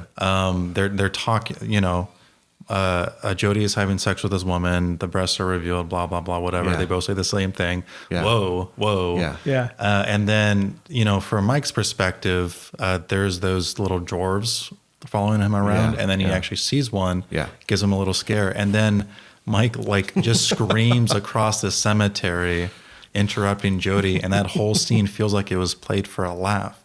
Now, you guys have seen this movie multiple times. You've seen this 5+ times. Yeah. Please tell me what you think about this scene and how I should think about it, because it feels so odd. Okay. Personally, I thought that this was another moment where Coscarelli is trying to tell the audience that that this is a dream sequence, specifically because of the when she shows her breasts, and Jodie says, wow, and immediately after, Mike says, wow, and it almost to me felt like they were in the same. Mm-hmm. It's just, it's again, earlier when I was explaining that whole idea, like I've had dreams where I start out in the first person where I'm actually, it's me and and through my eyes, I'm observing something. And then with a split second, I'm suddenly not me. And I don't know, I'm definitely someone else, or I'm looking at it from above, looking down, and I don't know if in my mind I'm going, oh, well, there's me, but yet why I'm up here. I don't know if it's so much of that. It's just that my perspective shifted, and so like to me that's what it felt like. It felt very much about a perspective shift where it's still Mike dreaming this, so he's seeing the boobs come out, and we're seeing, his brother Jodie say, whoa, but it's actually Mike saying, whoa, because witnessing this in his dream. Well, just as simple as us, the camera angle, we see Jodie on top of this woman. There's no way in hell where Mike is at in the bushes can he even see those. And that was these dirty pillows. Exactly. And that is what is and that is what it makes me feel like that's possibly what he's trying to get across. Yeah. I think it fails miserably. I agree with you, Donovan. Yeah. I think this scene is laughable.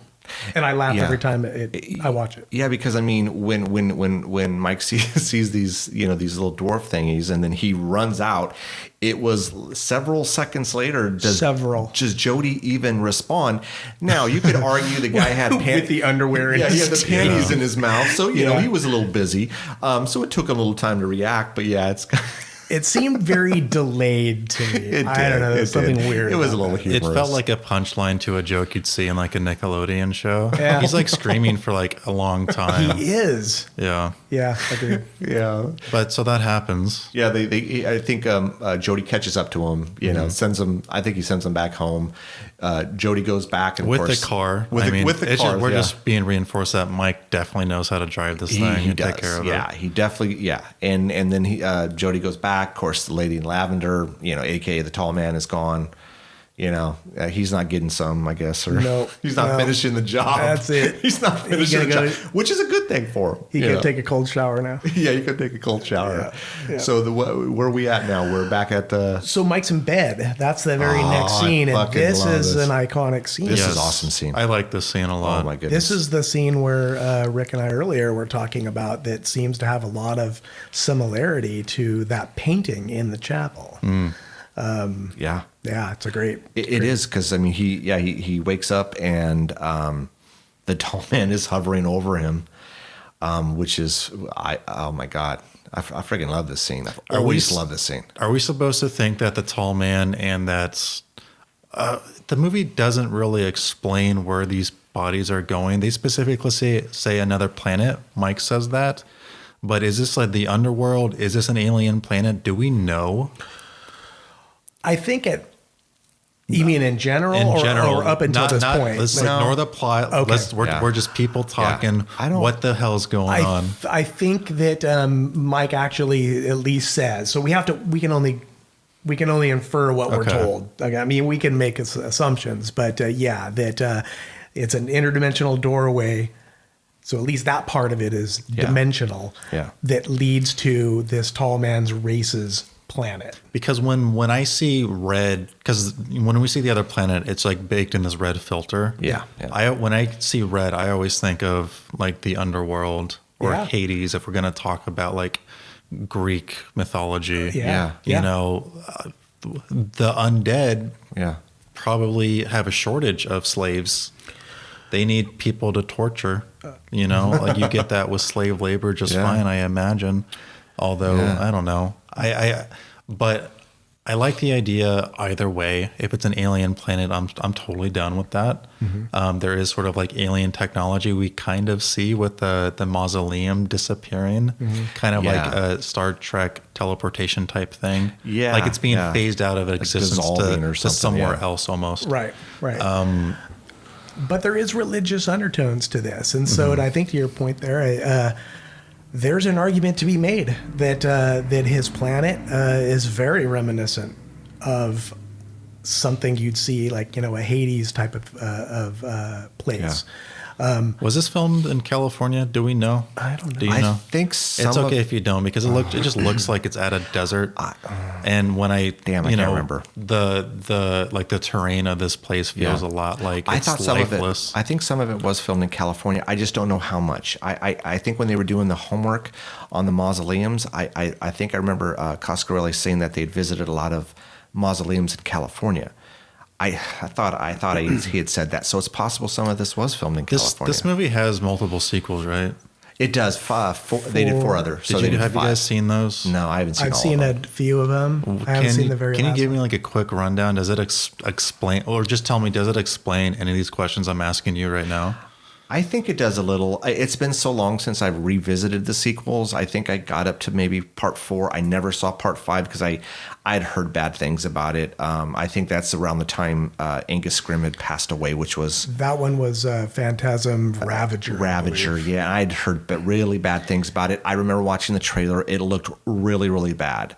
And Angus at this point was, I think he was very old, and I think he was very frail, and it just didn't come across. It didn't have the same feel. You know, this tall man is this very menacing character, and if Angus is super old and fragile. It's just there's only so much you can do, you know. So to get back to my original point, though, if this is like, is this alien / otherworldly technology able to affect Michael's dreams? Because he's in the dream. Now, is that just a, sort of like this manifestation of Michael's fears? Or is this the tall man actually being in the dream? You know, sort of I think it's Freddy Krueger style. Yeah, I think it's a manifestation of fear. Okay. Because if we were to take the entire movie as a dream sequence, which the movie says so, Yeah. the tall man is in this dream, I'm just curious, like, does this actually happen? Yeah. Or is this all just Michael's, him dealing with whatever, the trauma of losing his parents and his brother? Is it possible, Darren? Oh, we didn't even think about this. Is it? And I'm just thinking about this. But, you know, we got all this religious undertones here. We know the tall man's character. He kind of looks at himself as kind of a god, He right? does, very much The so. tall man does lose in the dream part of the movie, but he wins in the waking up version of the movie. Yeah. Now, it's possible that the tall man is constructing these realities or just choosing the best one for him where he wins. But is it possible that Mike is doing this and in his own way? We don't know how religious they were. Let's say that family intact. We know Jody is a lot older, so he probably was doing his thing. Parents died, so how do we know? Mike and his parents didn't go to church a lot, and so maybe this was his way of he was creating. Because mom and dad are now dead, and what sort of God will take my parents away from me? Yeah. So he was manifesting this tall man in his vision of what he sees as a god or something. He's pissed off. His parents are gone, and so maybe he's manifested this tall man. I agree with all of that, and I'll say that they actually do make it a point throughout this movie to infer that there's a religious component to this, because they all are wearing crosses. I don't know if you guys have noticed that or not, but Tommy, way back in the beginning, when he's in the cemetery having I sex did know. with Lady in Lavender, he's got a big cross around his neck. Yeah. In one of the scenes after that, Mike grabs a cross necklace off of his nightstand. Yep, remember that. Jody also has a cross around his neck. Oh, I didn't notice. So I think we are supposed to infer that. I think we're supposed to have come away with the idea that that this is a manifestation. The tall man. I really like that idea where the tall man is just Mike trying to run away from dealing with his trauma. Yeah. And then him having to confront it throughout the entire movie. If that's the movie, I'm totally fine with everything being a dream. Yeah. But it does make the ending quite sad, because the tall man does get Michael, and that I think if we were to follow this logic, then Michael is not able to best, the emotions he's feeling from the trauma of losing his brother or the rest of his family. But I certainly like that idea, and if that's what's actually being messed around with here in this film, like I'm totally down with this movie now, like all of it, and not just the first 80 minutes or so. I mean, if look, I mean, we're kind of spitballing here. We don't know. I've never either read anything from Coscarelli or watched interviews where he said that. But it doesn't mean that's not what he was thinking. And I also love that idea. That doesn't matter, dude. Yeah. A movie is whatever you want to make of it. Not talking about auteur theory at all in this podcast. Yeah. But when a movie is out there, you're free to have whatever idea you want to have about the movie. And I think that was precisely what I was going to say. Yeah. It really doesn't matter, at least for me, what Coscarelli says. It's nice to kind of to know or to listen to an interview with the writer director to get hey, what were you trying to achieve there? But at the end of the day, for me, it's what do I get out of this?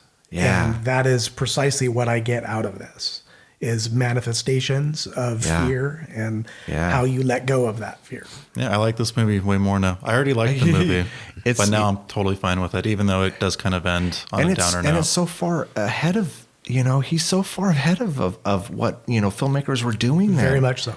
Because I think the listeners would, if they've seen this before, they probably just went into this thing, watched it, and just I'm not saying dismissed it, but they liked it or they didn't like it, but they didn't really dive into what Coscarelli was doing here, which is like I said earlier, is quite impressive. Yep. Quite impressive. I'd be proud if this was my first movie. Oh I mean, my God, it dude, already absolutely. has like one of the coolest kills ever, with like this little sphere Oh thing my drilling God, a hole those- in this guy's head and just blood. Those spheres are fucking. They're so damn awesome, man. And The I sound love, effect on this is so cool. yeah, and I love the spheres. They only did it once, where they showed the sphere's perspective, and like the camera shifted from that to like that red black sort of predator sort of This look. shit is fucking cool. Yeah. Yeah, that stuff was dope. It also, like, those spheres remind me, they have 3 blades, don't they? 2 blades and a drill. And then the drill. So it's kind of like a trident. Yeah. If we're Yeah. talking about Greek gods, Yes. Yes. Very much Poseidon so. or whatever. I think as the sequels went along, I think the spheres changed a little bit. They But became much more elaborate. yeah, more advanced. Yeah. I mean, so back in 78, 79, when you're on a short budget, you pay someone, and I think I read this. The guy who built these spheres, they paid him a decent amount of money. I think for late 70s, he died before the movie came out, so he didn't get to see his work in action, which is a complete bummer. It is. They're great. Fucking awesome. If you're right? listening, they're awesome. They're fucking awesome. I wish they had like just some reproductions of those things. I would definitely buy them. I think that'd be something cool. You put it in a little case or Christmas something. ornaments. Oh, Dude, yes. that's a great idea. That's actually a fucking great idea. I love it. Yeah. So where are we at now with so that cues into the scene where he's walking down the street in the daytime, and then the tall man is walking on the other side of the street. Yeah. Great scene. Yeah, because he kind of goes to Jody goes back to the bar, talks to the bartender. I don't know where the lady went. Right. Yeah, I struck out, whatever. Then Mike heads to town. He's got like a lollipop or sucker doing his just kind of chilling. Yeah, across the street is the tall man with his. That's a cool menacing walk, right? Oh yeah. I mean, love that. I love that. Very dreamlike. Yes, yes. He stops right behind Reggie's ice cream truck as Reggie is taking ice creams out of his truck, completely oblivious. Yeah. So I mean, that very much is dream sequence. What did you? What was that? I mean, was it just as simple as it's supposed to convey a dream, or what was? It's almost like he stopped and it was like it was taking something in, like He was smelling the ice cream, right? Can you? Does ice cream smell? I don't know. What the I don't hell think else was he doing? ice cream doesn't smell. Like it was the dry ice. The dry ice. He was taking in the dry ice. Yep. To me, it was almost like just to stop and smell the roses, and but cool scene. Yeah, very much definitely spanked of a dream sequence. Yeah.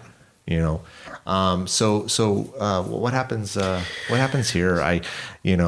Where are we at? Where after this scene with the tall man and Reggie and Mike, where they're in the garage. He's Mike's underneath the Barracuda, he's doing the wrenching work. on it. He's doing the work on the Barracuda. Yeah, the ass end of the car is up on the lift. Yeah, jacked up. Yeah.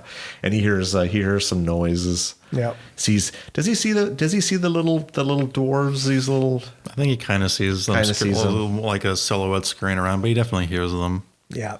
Yeah, and then of course they're jumping on the car. Yeah, the car almost squishes them because it knocks the it knocks the jack off the jack. Yeah, and then he's pinned under there. He's pinned under there. I really like that too. Like he wasn't squished, but he was like definitely put in like a bad spot. Oh yeah. Yeah, I like it when there's consequences to aftermath rather than this was scary. I'm glad nothing bad happened. Yeah. Like he was actually trapped underneath and he had to work to get out. Yeah, and then Jody rolls in, and then I think he hits him on the foot with the hammer. This is. I said there was 2 scenes. This is the fact there's actually 3, this one feels like it's played for laughs again. Is it not? Yeah. I'm not crazy, right? No, it feels you're that not. way. Yeah, it Like feels the that way. editing is so strange because you get a close up of the foot and then like a very quick cut to his reaction and like a full shot, and he's like got this weird scream going on and saying like it just Yeah. feels very goofy. And this I don't like the dramatic shift in tone goes back to like this idea to like this is a dream. Like there's these like the it's too dramatic to not be like fake in some way. Yeah. It has to be. Because I mean, dreams do that. Dreams shift from ridiculously Yeah. funny to just completely, It's true, and again, it could be it could be something that Mike is maybe thinking about it could be as simple as he's thinking back about maybe something that happened between him and Jody when he was younger, and I don't know, and this is like a reaction of hit him on the Jody did something to him, made him mad, and he hit him on the foot with a hammer, but he's seeing it differently because he's implementing these dwarves, the tall man, all of these different things, so It's also so Looney Tunes. You hit a cartoon with a hammer, they get a big boo-boo, and that's the joke, you know? But Jody does not believe anything was in the garage. No, he's having a hard time. Especially not like little men in like capes. at this point, he's not believing much of what Mike is saying. yeah. With reason. I mean, his brother just lost. Like he knows stuff is going on with Mike. Yeah. He's willing to let the weird stuff happen as a way to sort of deal with the passing of the parents. Now, is this scene immediately after when Michael then goes to the mausoleum he and does. investigates? Yes, he does go to the mausoleum at this point. Okay. Really quick, before I forget, what do you two think of the name of this mausoleum? It's called Morningside. What are your thoughts on? It's very reminiscent of this whole idea of dreams. Mm-hmm. Yeah. You're waking up the next morning on the other side of night. Yep. Right? Morningside. Yep. Yeah. It's good. It's a good name. What do you want from me? I think it's a great interpretation. I do too. Yeah, I honestly I didn't. There's also like a pun going on because morning could also be morning with a U. Uh-huh. You're on the Yeah. the side of dealing with the death of someone you've lost. Yeah. It's just a really good name. Good job, dude. It's a great take Yep. on it. Yeah. Absolutely. Yep. Yeah. So we're at the mausoleum. Mausoleum. Mike kicks in this is where he kicks in The basement window. basement window. Does his investigating. He's walking around. He hides in the coffin. Hides in the coffin when he hears the It's so tall smart man's. with the little lighter Dude, propping yeah. everything up. Yeah. Mike is super smart. He's really fucking smart. Yeah. Well, we find out he's like basically MacGyver. Yeah. Yeah, he's MacGyver. Yeah, We'll talk about that. yeah. So he runs away from the tall man's creepy looking minion guy. I don't know what this guy is. I don't think we're supposed to know. It We're almost gonna call feels him like. Dead Man Number 1. Dead man number one. Yeah. Now, is that guy supposed to be a human?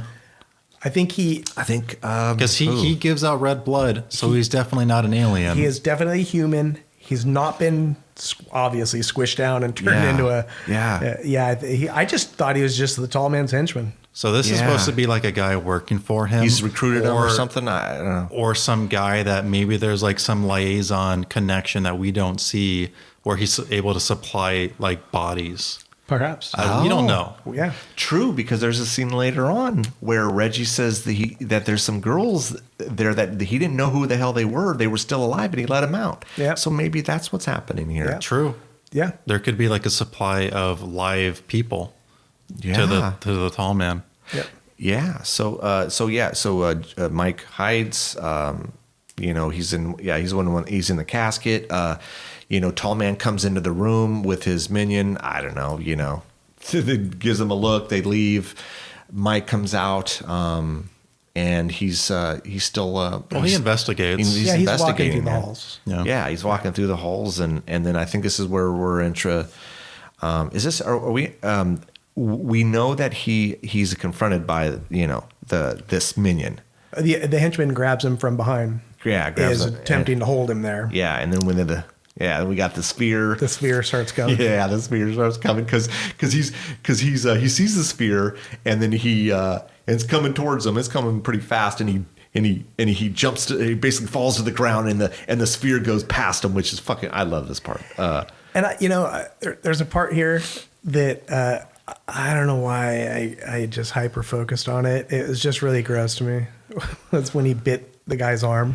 Yeah. There was just an awful lot of blood, and I'm like, Yeah. spit it out, man, spit it out. Yeah. And that grossed you out more than like the urine coming out of the guy. Yeah, I know. urine. I love that. Scene. Yeah, after the minion he gets speared. Yeah. He gets speared. This is a pretty damn cool death. I Yeah, mean, this there isn't many, but this one is really cool. We watched Dead Alive, and this that has so many good like kill scenes. Yeah. I mean, this is up there for me. It's a good one. I just love the idea that the way you kill them isn't necessarily through the drill. It's by like excavating all their blood, and it just like comes out in this giant like tube, like flow. That kind of It's grossed so me out a cool. little bit. Yeah. That kind of grossed me out a little bit. It's really creative. I just like it a lot. Yeah. But yeah, that happens, and then the tall man starts chasing Mike. Yep. yeah. And then Mike is able to sort of go back the way he came, lock the door, which for some reason has like a lock on the side you wouldn't want a lock to be Yeah. on, like the old school lock where you put a plank of wood. Yeah, plank of wood. Yeah. And then the tall man gets his fingers like caught. And this is another scene that seems like it's played for like a laugh, kind of, because the tall man seems impatient because his fingers are just kind of like chilling there, Yeah. kind of Yeah. thumping away.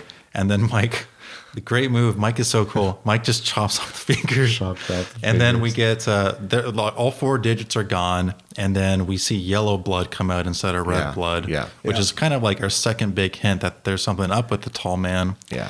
And then Mike very, very astutely grabs one of the digits, puts it in his pocket, and then gets the hell out of there. Yep. Yep. Yeah.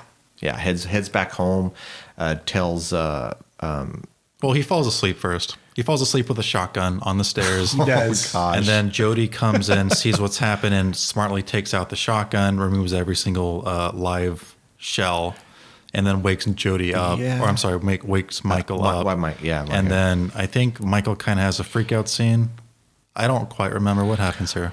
Well, Doesn't he show? Yeah, he shows them. He No, tells them. that's the next morning. Because this is the scene I'm talking about where it's definitely played for a laugh. Like, is this movie like secretly a comedy? So no, I think he, he's on the stairs. I mean, wouldn't you have come home after this had happened? And even though my brother's not believing me, but come on. I thought at this point he had the finger. No. No. Well, no. Well, I thought he did too. It was in Because a, he I thought he shows had the it- finger in the morning on the porch where they were playing music before.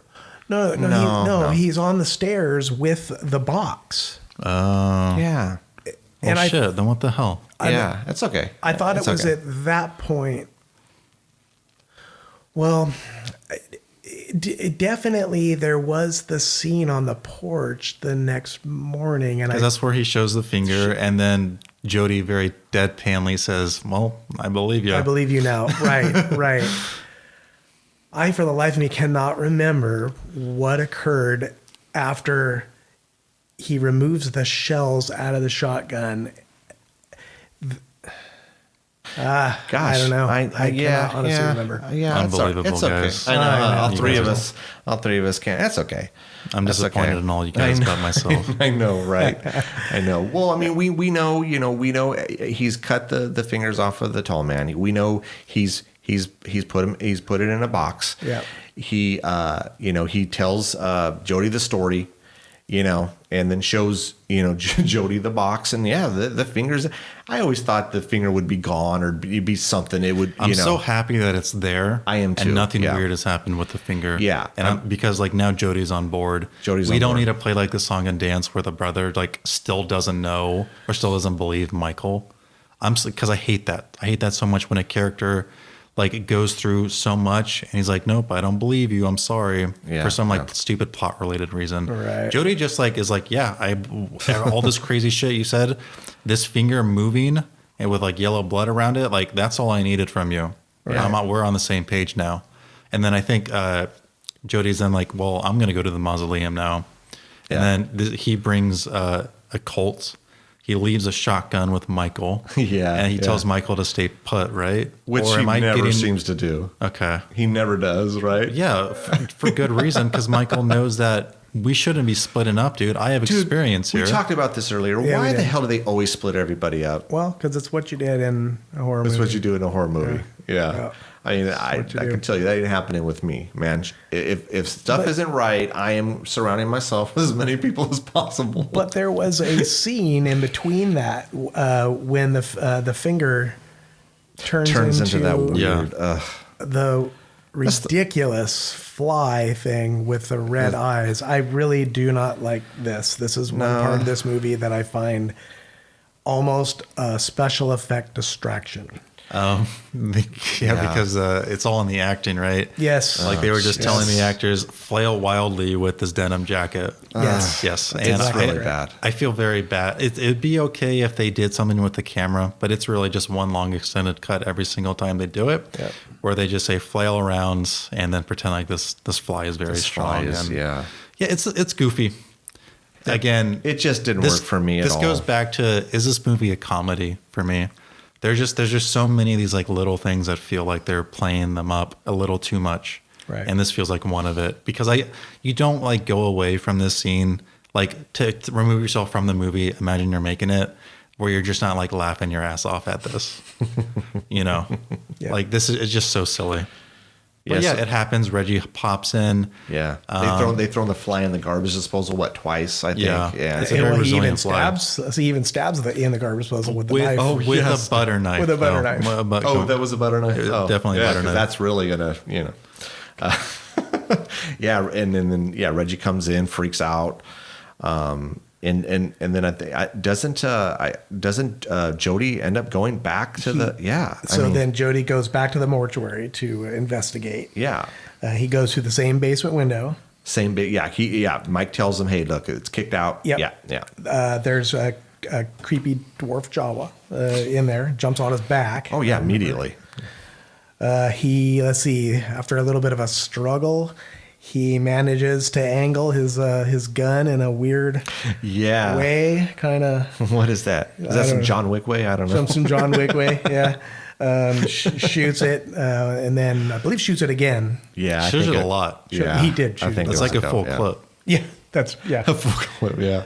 And then he runs away, and I believe the hearse chases after him at that point. Also, really smart for Jody to just get the hell out of there. Yes. A lot of other people would have just like continued to like search the place. And I believe during that scene, let's say I think I put in my notes that I felt like the hearse, because in certain parts of this movie, they talk about how no one's driving the hearse. Yeah. At least not yeah. during this scene. Yeah. And so I Yeah. kind of feel like the lady in lavender, the hearse is another manifestation of the tall man. We do think find so. out that the hearse is being driven by one of the dwarves at the end of the scene. Yeah, Yeah. yeah, Yeah. But yeah, because and so Jody's being chased. Then we see Mike rolls up in the Barracuda, and he's not sure at first too, because he doesn't see Mike, and Right. he goes to the because the windows are tinted out. yeah, and so he goes to the side, the passenger side, and and Mike's like, yeah, dude, get your ass in the car, Yep, and Yeah, Mike's the best. he is. yeah, very He is. very resilient, man. He's yeah. I had read that he learned how to drive on the set in that car. That's pretty cool. That's pretty cool. That's Isn't a that pretty cool? Yeah, that's a great place to learn how to It- drive. Absolutely. yeah, that's good. But yeah, we have some crazy like shootout from the Barracuda Yeah. targeting the hearse. Yep. The hearse doesn't explode yet, but it does crash in a tree after getting a bunch of like shotgun shells blown into it. Yes. Yeah. Correct. Yeah. Because And then I believe they blew out a tire. They blew the hood. Blew the hood, and then hood off. did they blow the tire? The one? tire was later. later. Oh, later. Okay. Yeah. Yeah. Then yeah. They discover that there's a dwarf Jawa. It was Dwarf driving the Jawa. I It mean, was it's- driving the hearse. Could they have made these dwarfs look different? I don't know. Yeah. They Yeah. could have put something else for like the clothing. The something, clothing is right? what does it. It If really it wasn't does. brown. Yeah. Yeah, they could have. Yeah. It turns out to be their friend Tommy. Yeah. I think at this point, yeah, they realize that the tall man is shrinking these. And it's an interesting bit of on this scene, interesting bit of, I don't know, science, if you will, because so Reggie's now there, and Reggie and Jody are pulling Tommy, now Dwarf Jawa, out, and I think Reggie makes a reference to the fact that he's 3.5 feet tall, but still weighs like 200 pounds. Yes, he does. Which, I don't know, it's a kind of a bit of little science, kind of nerd physics, thing going on. It's like the mass was condensed. Yeah. Right. Yep. So all the weight is still there. Yep. Yeah. It's a funny idea. I kind of like it. Yes. Yeah. I catch it before, but I caught it this time. I'm like, oh, interesting. Yeah. Throws him in Reggie's ice cream truck Because they are just getting like shrunk. They're not losing anything. They're not losing mass. It's weird. Yeah. I'm down. Totally. Yeah. Yeah. So they put Tommy, dead slave Tommy, into the ice cream truck. Yep. Yeah. Drive off, and then they drive off. It's to Reggie's house. Is it right? Is it, because Reggie has like a nanny or someone there. what is that? Is that his house? Because this woman comes out and it's like, what? I thought it was Mike and Jody's house. No. It's I don't- okay. Oh, I thought it was Mike and Jody's house, and that they just now introduced the presence of this nanny or this housekeeper. If this movie really was like deserving of the 3-hour runtime, Yeah. lots of easy cuts here. I mean, she could have been explained somewhere else. Yeah. I didn't know. I thought, maybe it But I was thought it was- Reggie's house. I But thought it had something to do with like Reggie. Like I almost thought it was his mom at first, but they didn't look anything alike. Like No. I just don't know who this person was. I don't know. It certainly does seem to suggest that Reggie knows this person. Yes. Yeah. So let's assume it was his house. Yeah, we could. Yeah. And then this is where they start to formulate a plan to sort of deal with all this stuff, right? Well, they get a little weirded out. Mike realizes their dead parents are there, and that the parents mightn't actually be Dwarf Jawas. The dwarf Jawas. Yeah. Yep. That sucks. Yeah. So do they? Is this where they kind of they come up with another plan? And is this another situation where Jody is going back to the mausoleum by himself because he never seems to want to take Mike anywhere. Well, Anywhere. correct. And I mean, I think it's in his, I don't know, his zeal to want to protect Mike. He, part of his plan at the end there is, oh, no, we're going to take Mike to the antique shop. Yeah. What was this? Susan? Sally? Sally's With her antique friend shop. Susan. With her okay, Susan. Sally, Yeah. Susan, yeah. Yeah. The antique shop. Yeah, drops him off there with these, actually very attractive ladies. Yeah. The total feathered hair from the 70s or 80s. hair. Oh man. I was waiting for the satin jacket to come out and like their roller skates. Yeah, because weren't they driving? They were driving a Volkswagen Bug. They were. Yeah. Yeah. And what I found interesting about this was, at least to my recollection, the first movie I've ever seen where they introduce the idea of a photograph that suddenly comes to life a la Hogwarts. Yep. Yeah. That's all I thought was like Harry Potter. Mm-hmm. Yep. I mean, that has to be where that idea came from. I don't remember ever seeing it anywhere else. Doesn't mean it didn't. I don't recall, possible. but yeah. Yeah. I like that scene a lot. Yeah. So, he finds the picture of it's framed as a very old photo. Right. So the tall man has been around for like at least 100 years. Yeah. Yeah. Very long time. Yeah. Also,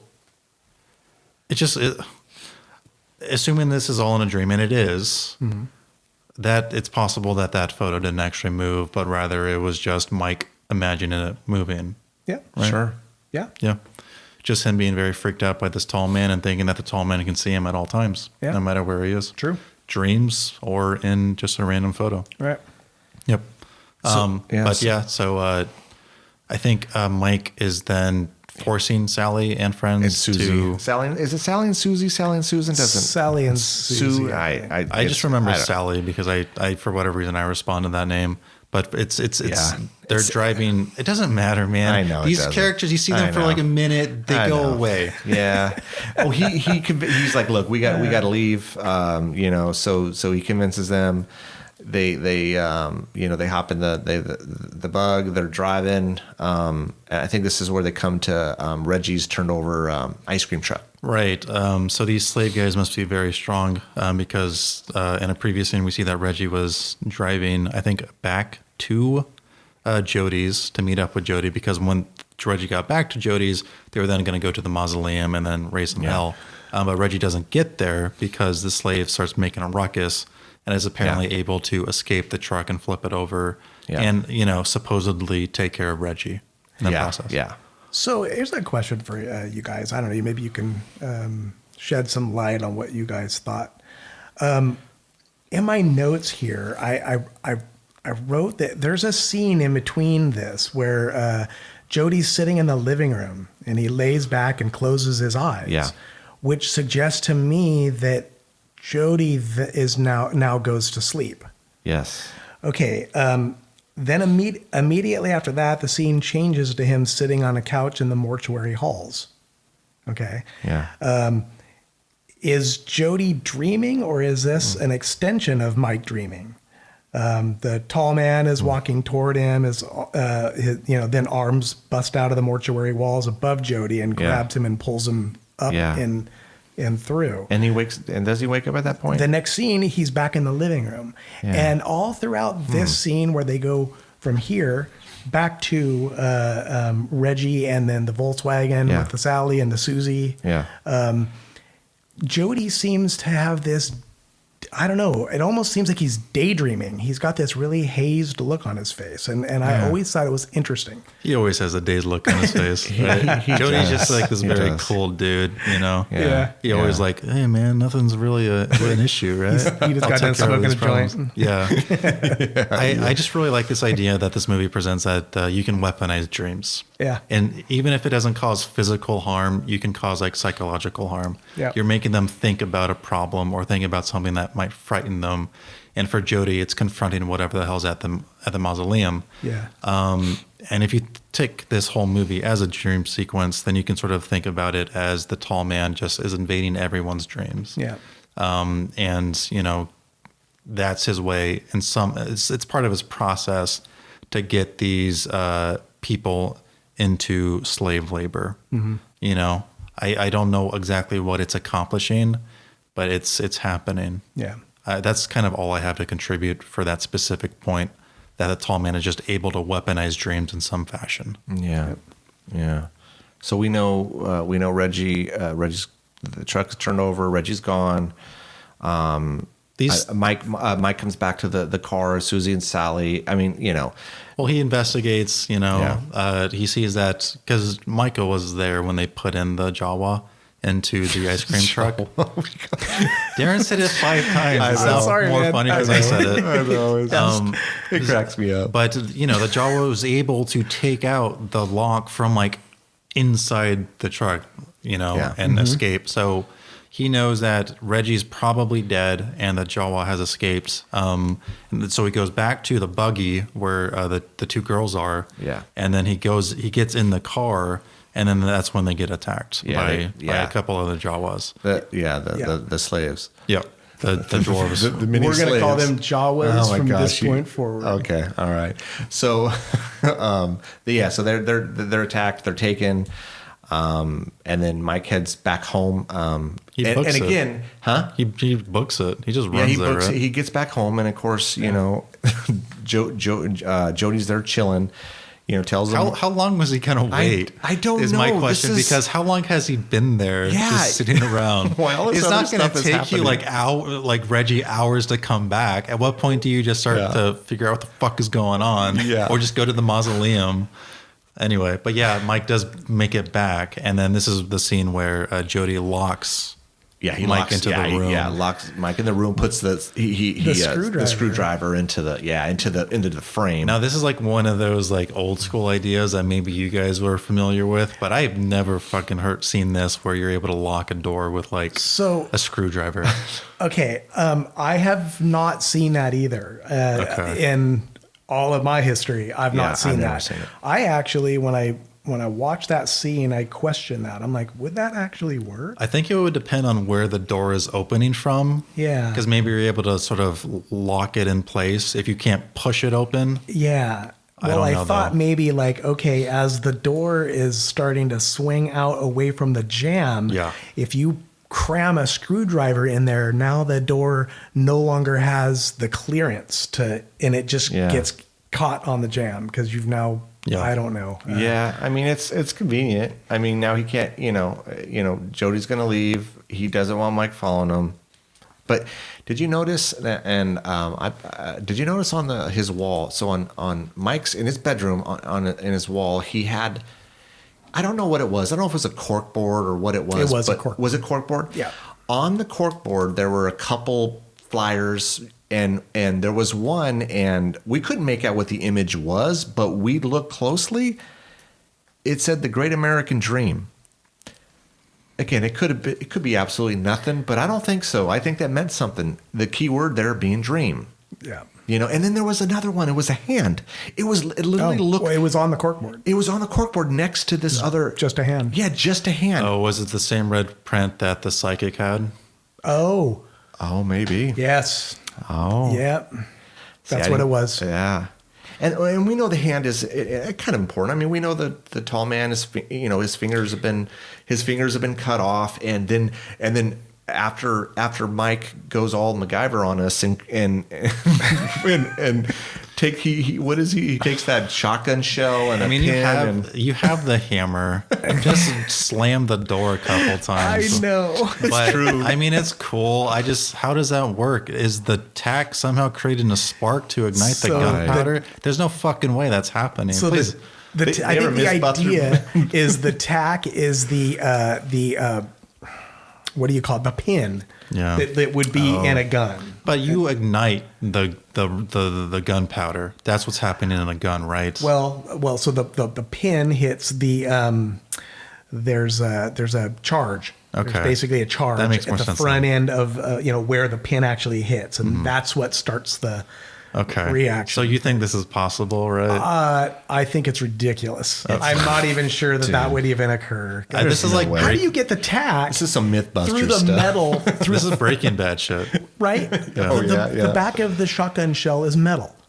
How do you get he seemed to just push the shotgun shell onto the tack and it See, again, back to a dream. This is dream logic. I know. As long Yeah. as there's like some sort of basis for your brain to go there, it's going to go there and it's going to be a solution. Yeah. So we just accept it. Yeah. Whatever. I'll be honest, the only thing I've noticed in the home was the chair that Jody sits on because that's Yeah, like that- a $5,000 MCM inspired chair. Yeah. I know that chair because I've seen that a million times when I was trying to furnish the condo. Oh yeah. Yeah, I know how Interesting. expensive that chair is. Even replicas of that chair Yeah. run like $1,000. Oh my Wow. goodness. Yeah. Yeah. Jody definitely didn't buy that with his like band money. That's definitely His like band a relic from like Him and Reggie. Right, yeah, they only have like one song. It's only 3/4 of the way finished. yeah. And then let's see. So Mike gets out, grabs the gun, and he heads out the door, and there's the tall man. I like this scene too. yeah, like he was waiting for him. But he does the I thing love with his hand. I like he grabs him by the scruff. Yeah, he grabs him with his Yeah, like a little puppy or something. Yeah, but Totally. he makes it a point to show him his hand. That it's it's okay. Yeah. I'm okay. Yeah. After you cut off my fingers, I'm still all right. But yeah, he throws his ass in the hearse. He does right by the scruff. On the scruff. And so he's heading back to the monastery. Mortuary. I'm sorry, Monastery. Monastery. Mortuary. With all the Buddhist monks. Yeah, where all the Buddhists. Right. Yeah.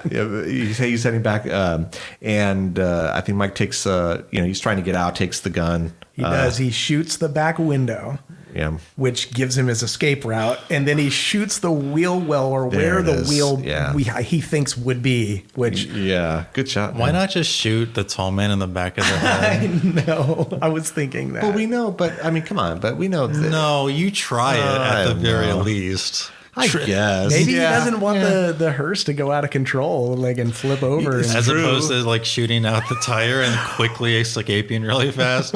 I suppose. It's so silly. I just wanted Mike is smart. He's supposed to be smart. Try shooting him in the head. See what happens.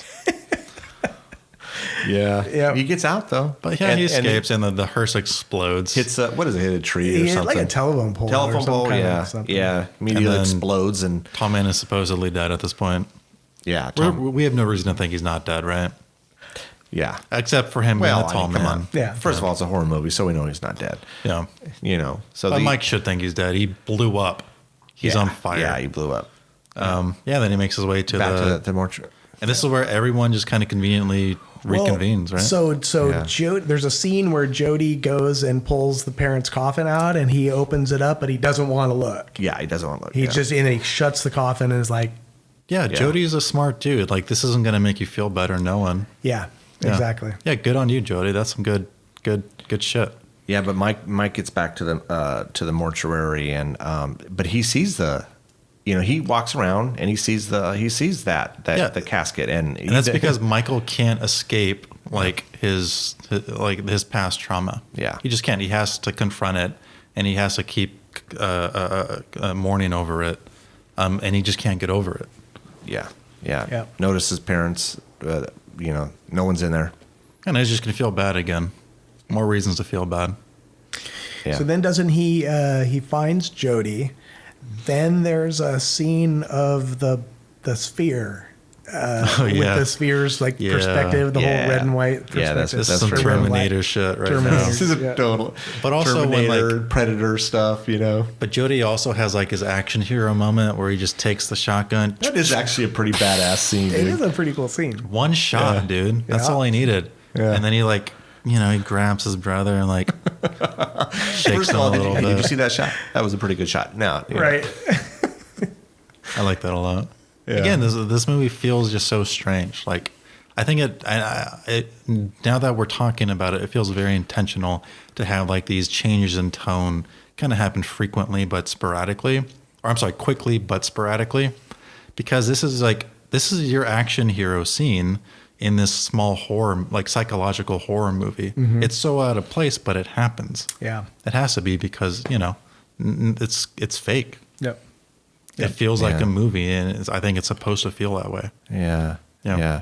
At what point do and don't they meet back up with Reggie? So Reggie shows back up. Yeah, because we think Reggie's dead. They're right at the door, and Reggie just kind of conveniently pops up there. Yeah. Totally Yeah. fine. Says "Hey, I had this whole adventure while you guys were doing your own thing." Yeah, this Yeah. is where Saved some women. Yeah. Precisely. Yeah.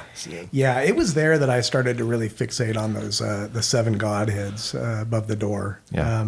But I really think it's kind of interesting, this whole idea of the tall man seeing himself as a god that's above, puny little mortal humans. Yeah. When you die, you don't go to heaven, you come to me. Yeah. I shrink your ass down.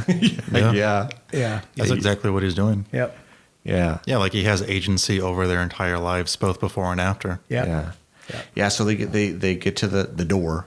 They get to the door, open it up, but they see all those what are the canisters? Like 55-gallon drums. old Yeah, plastic, big drums, and yeah. they see the Heisenberg money. yeah. That's Mr. Whitehead. The rest of his money. It is. Yeah. All 11 million. And then they see the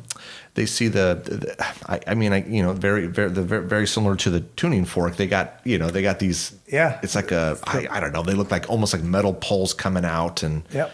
That's exactly what they are. Yeah. That is essentially a giant tuning fork. And I think the idea here is going back to the tuning fork, a little close up when they were on the porch. Yeah. The idea here is that these two poles are resonating at some certain frequency, which is, kept open this interdimensional door to the tall man's planet.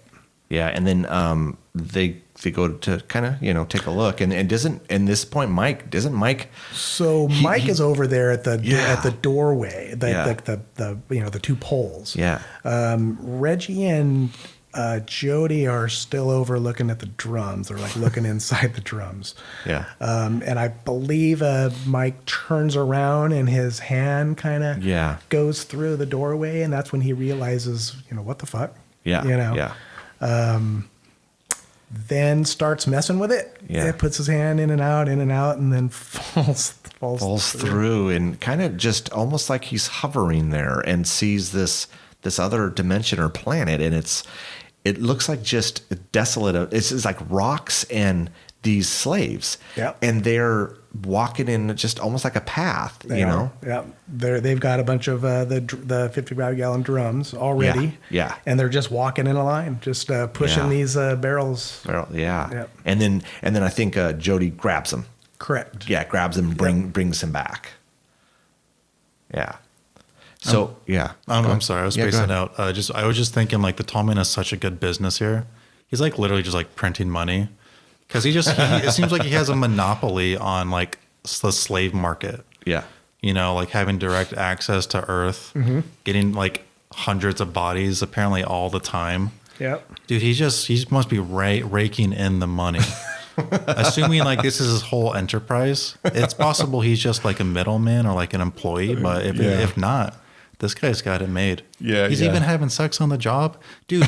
It's, from a different perspective, like the tall man is like just dealing with like these meddlesome kids interrupting his business. Yeah, Mike's good at it's that. It's all very Scooby-Doo. Yeah. I would have gotten away with it too if it weren't for you. Yeah. Mike is. I mean, he definitely shows the resolve. I think that's the thing through this that if you look at the tall man. I mean, the wearing the black, the representation of death, but I think he appreciates this resolve that Mike shows, because this, he takes care of everyone else, but this damn kid, it's just one thing after another with this little bastard. But I think in some way he's got a little bit of I don't know, I'm not saying appreciation for it, but he definitely So it is very Scooby-Doo. Very much so. Or like a cartoon almost. Yep. Like this little kid is able to take down like this whole situation where adults couldn't. Adults were just kind of victims to it. But then you've got this 13-year-old kid, Mike, able to sort of figure everything out and then sort of take it down. But what a racket, right? If you think about it, you're as this tall man, and I mean, you just have an abundance amount of dead bodies all the time because, well, hell, you're a mortician. Yeah. People are always dying. So I mean, it's corner of the market. It's got a good little setup there. Yeah. It's a shame it kind of all goes to hell because of this one kid. The little kid. Funny. But so they get Mike out of there, and then I think the lights go. So a little bit of ruckus. I understand why the lights went out. I don't get why the lights went out. Was it just to deliver the scene where there's a bit of chaos and nobody knows what's going on? Is that all it was? It definitely feels like it was just a contrivance to have some stuff happen, to teleport characters to certain situations. That's what it felt like to me. Yeah, because they all essentially they split up. I mean, they're split up once again. Well, so if I remember right, wasn't there a scene in there when Mike like hits his lighter? Oh, and then there's a Jawa right in front of him. And then they start talking, where are you kind of thing. And then the lights come back on and Mike and Jody are not there, but Reggie's there alone in the room. Yes, because that's when he has the realization about, this might be a tuning fork. And let me go ahead and shut that down. Yeah, because he ends up, he comes up to it, and we have the flashback of the tuning fork, him playing with Jody earlier, and he slowly puts his hands on this thing, and it just kind of. I love that we don't actually see it too. We see him go to do it, have a hesitation, then the movement happens again, and then we know he does it, but we don't actually see it. What's awesome is that there's a little scene in there, a little cut scene of the lady in lavender, who all of a sudden goes has this realization that we're not vibrating anymore. Well, so interesting you bring that up. And again, I talked about this before, because this definitely feels as if Wes Craven, when he was doing some of these Elm Streets, that he borrowed some ideas from Phantasm. For sure. Because there's in Elm Street 3, when there's a scene where they take the remains of Freddy and they throw them in the hollowed ground, and they're doing the the blessed, like the holy water and stuff, and they're doing all this, and there's a scene where Freddy he's somewhere else, he's fighting the Dream Warriors, but he sees this and oh shit, and so and I'm not saying it's exact, but it's reminiscent of what we're seeing with the Lady in Lavender. Very much so. Yeah. This is happening, and Reggie has basically disturbed everything. This is I mean, chaos ensues. Yes, chaos ensues. Yeah. Yeah. Yeah, things are being sucked into this other dimension. Reggie's able to get out of the room. Yeah, and I think what I found really cool about this scene was it's just the very idea of what a tuning fork does, where it disturbs the air in between the two tines, and this just the same thing occurred, just on a much larger scale. So what would something like that look like? Yeah, it'd look like a windstorm. Yes. Yes. Yeah, good point. Yeah. Yeah. So where's Jody and Mike at this point? Are they're both outside? They're both outside, and outside. It's like separately. Yep. Oh, they're separated again. What a surprise! They eventually meet up. Apparently, they were just like 10 feet away from each other. But because this was a low budget movie, this whole scene is just them pointing a fan at them, and well, of course, and then we see Reggie gets out of the. He gets out of this out of the mausoleum. He does, and he walks out. Yeah, and he sees the Lady in Lavender who's laying on the ground. Yeah. So he goes over there to help, damsel in distress thing. Yeah. And then gets his ass stabbed in the stomach. He gets stabbed. Yeah. He doesn't deserve that. And in the meantime, we see Jody and Mike, and they see this, and Mike wants to go help Reggie, and Jody's like, no, he's dead. But he kind of like dies for like a minute. Yeah, you could definitely. We were joking about this earlier. It was not. Oh man, it appeared to me that this was like, okay, Reggie, we're gonna kill you off. So good luck with that. And it didn't convey properly to me. It was pretty cheesy. It wasn't believable at all. But okay, Right. But yeah, I'm a low budget horror movie. Okay, What are you gonna do? Yeah, what are you gonna do? So Reggie's dead. At this point, Mike and Jody don't they talk about So they drive away in the Barracuda. Yeah. And then that's when the whole entire mausoleum gets beamed up.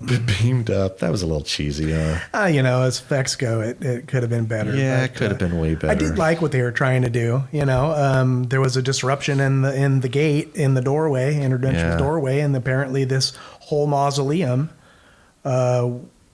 was existing. I mean, I guess you're meant to believe it's existing in our dimension, but also it's very Doctor Who. But Doctor Who, it's just like a box, but it looks differently to other people. Yeah. Except for this, this almost feels like a transport ship or something like that they're able to make into whatever they want, and this just happened to be a mausoleum. Yeah. Like that's kind of what I got from it. Yeah.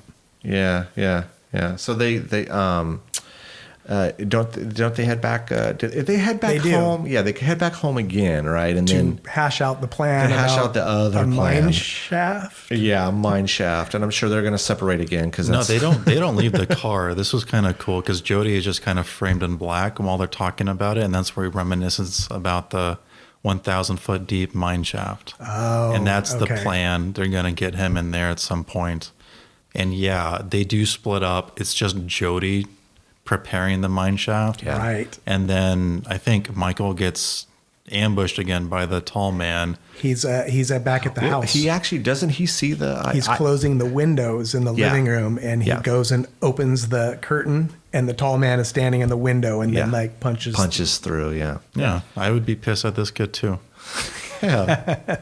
Completely throw a wrench in his Scooby-Doo plan. His plan, man. And then he's got a good thing going, and the damn little bastard Michael's screwing it all up, man. You have a fun little scene in the house, and then he eventually leads him to the mine shaft. Yeah. Whatever. Yeah. We're kind of like jumping through like space. And that makes total sense in a dream. Yeah. The mine shaft could literally be next door because it's a dream, and that's fine. And then he is able to get the tall man to go into the mine shaft. I think he falls. Yeah, I think he probably. What does he jump over it? And the jumps tall over man. it, Yeah, yeah. and the tall man falls in, and he's not quite. And then and then Jody with the assist, like they're on the same wavelength somehow. It's crazy. Jody saw in like just a couple minutes prior, like this beam of light Yeah. where he will Yeah, what eventually is be that? to Yeah. throw down the rocks, like these giant boulders I'm sorry, to these block the mine boulders are shaft. probably 1,000 pounds. Oh, How dude, yeah. What did he use to? Did he?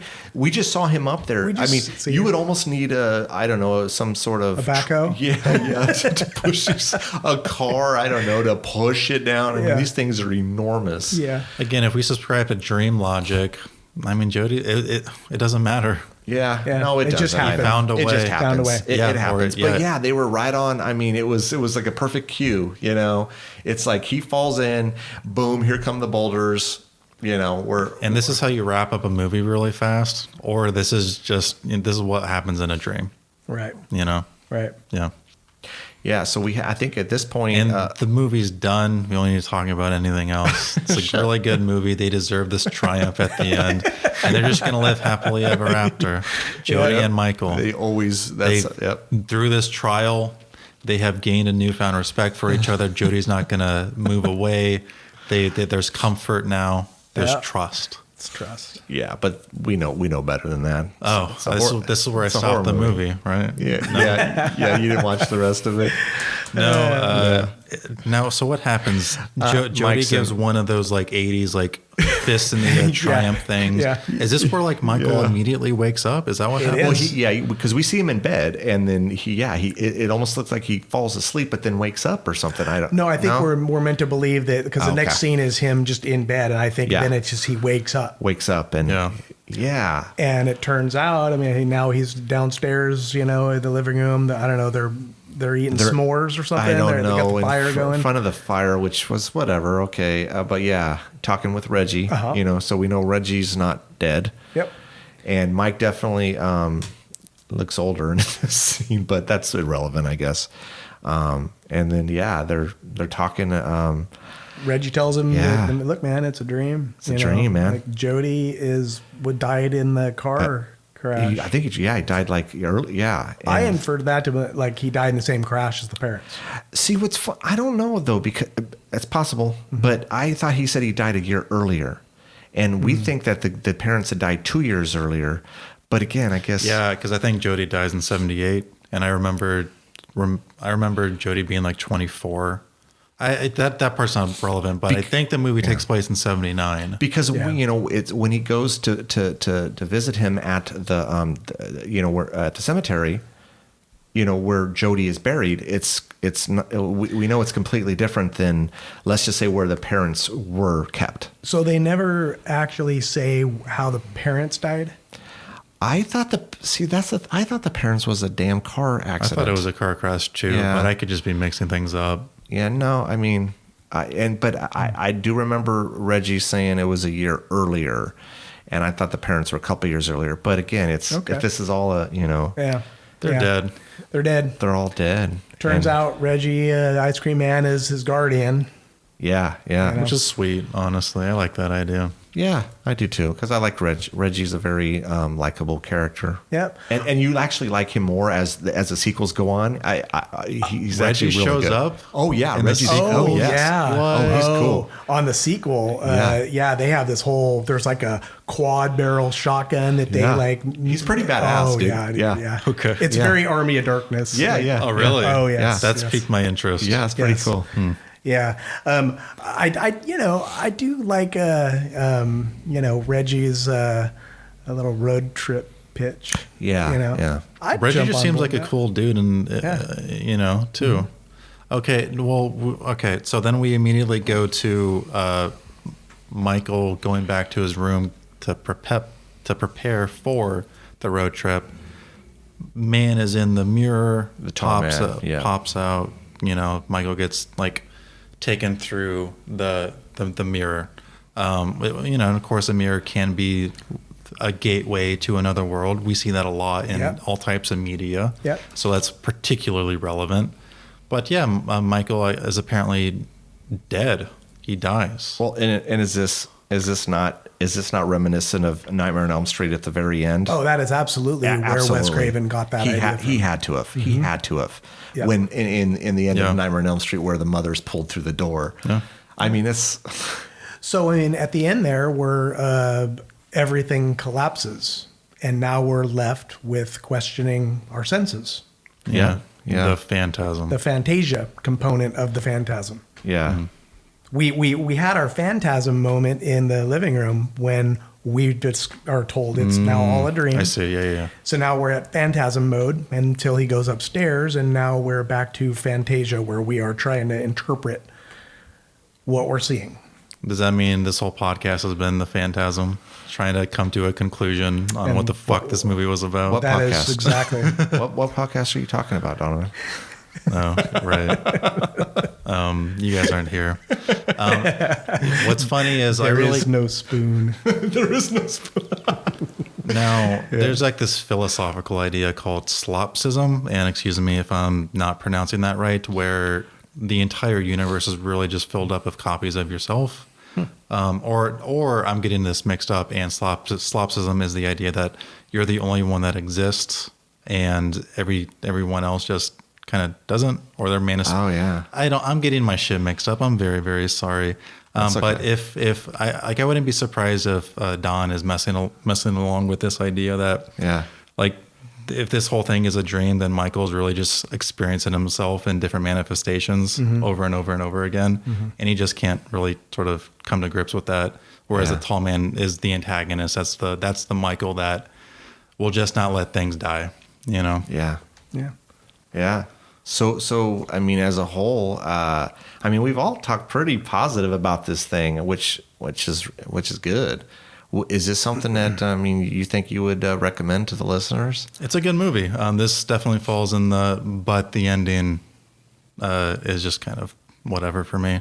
I think the ending almost actively ruins the movie for me.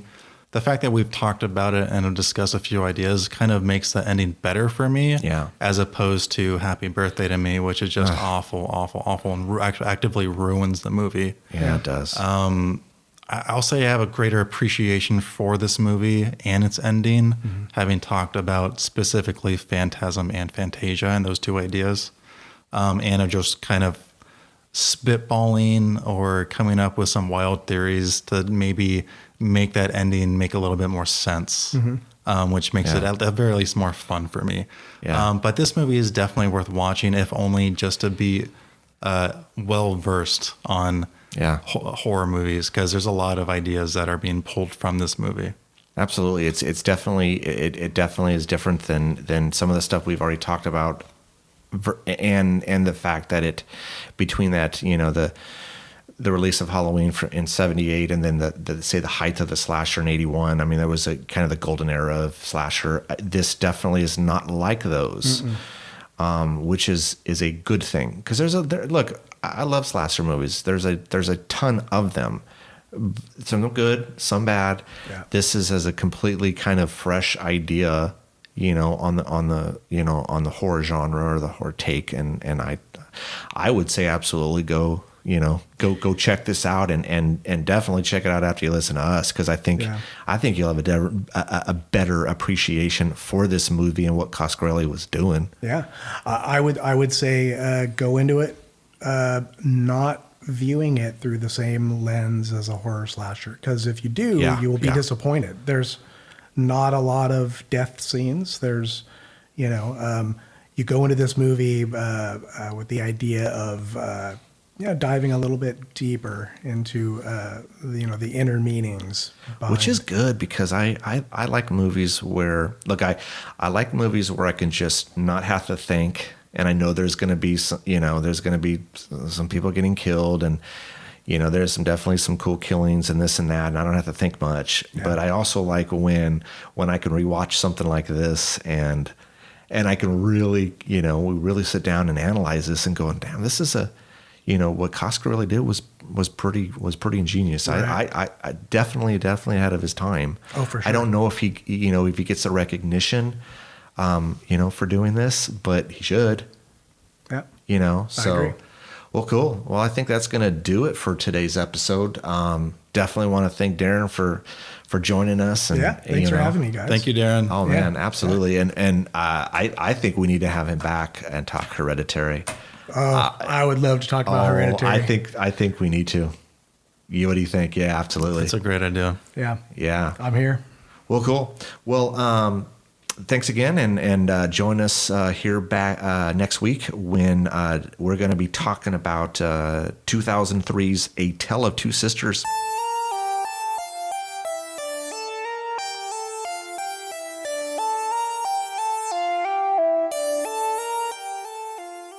Thanks for listening.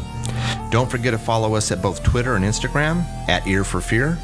You can also check out our website, earforfear.com. There you can purchase merch and stay up to date on current episodes as well as news and events. We hope you come back and get an earful. See you soon.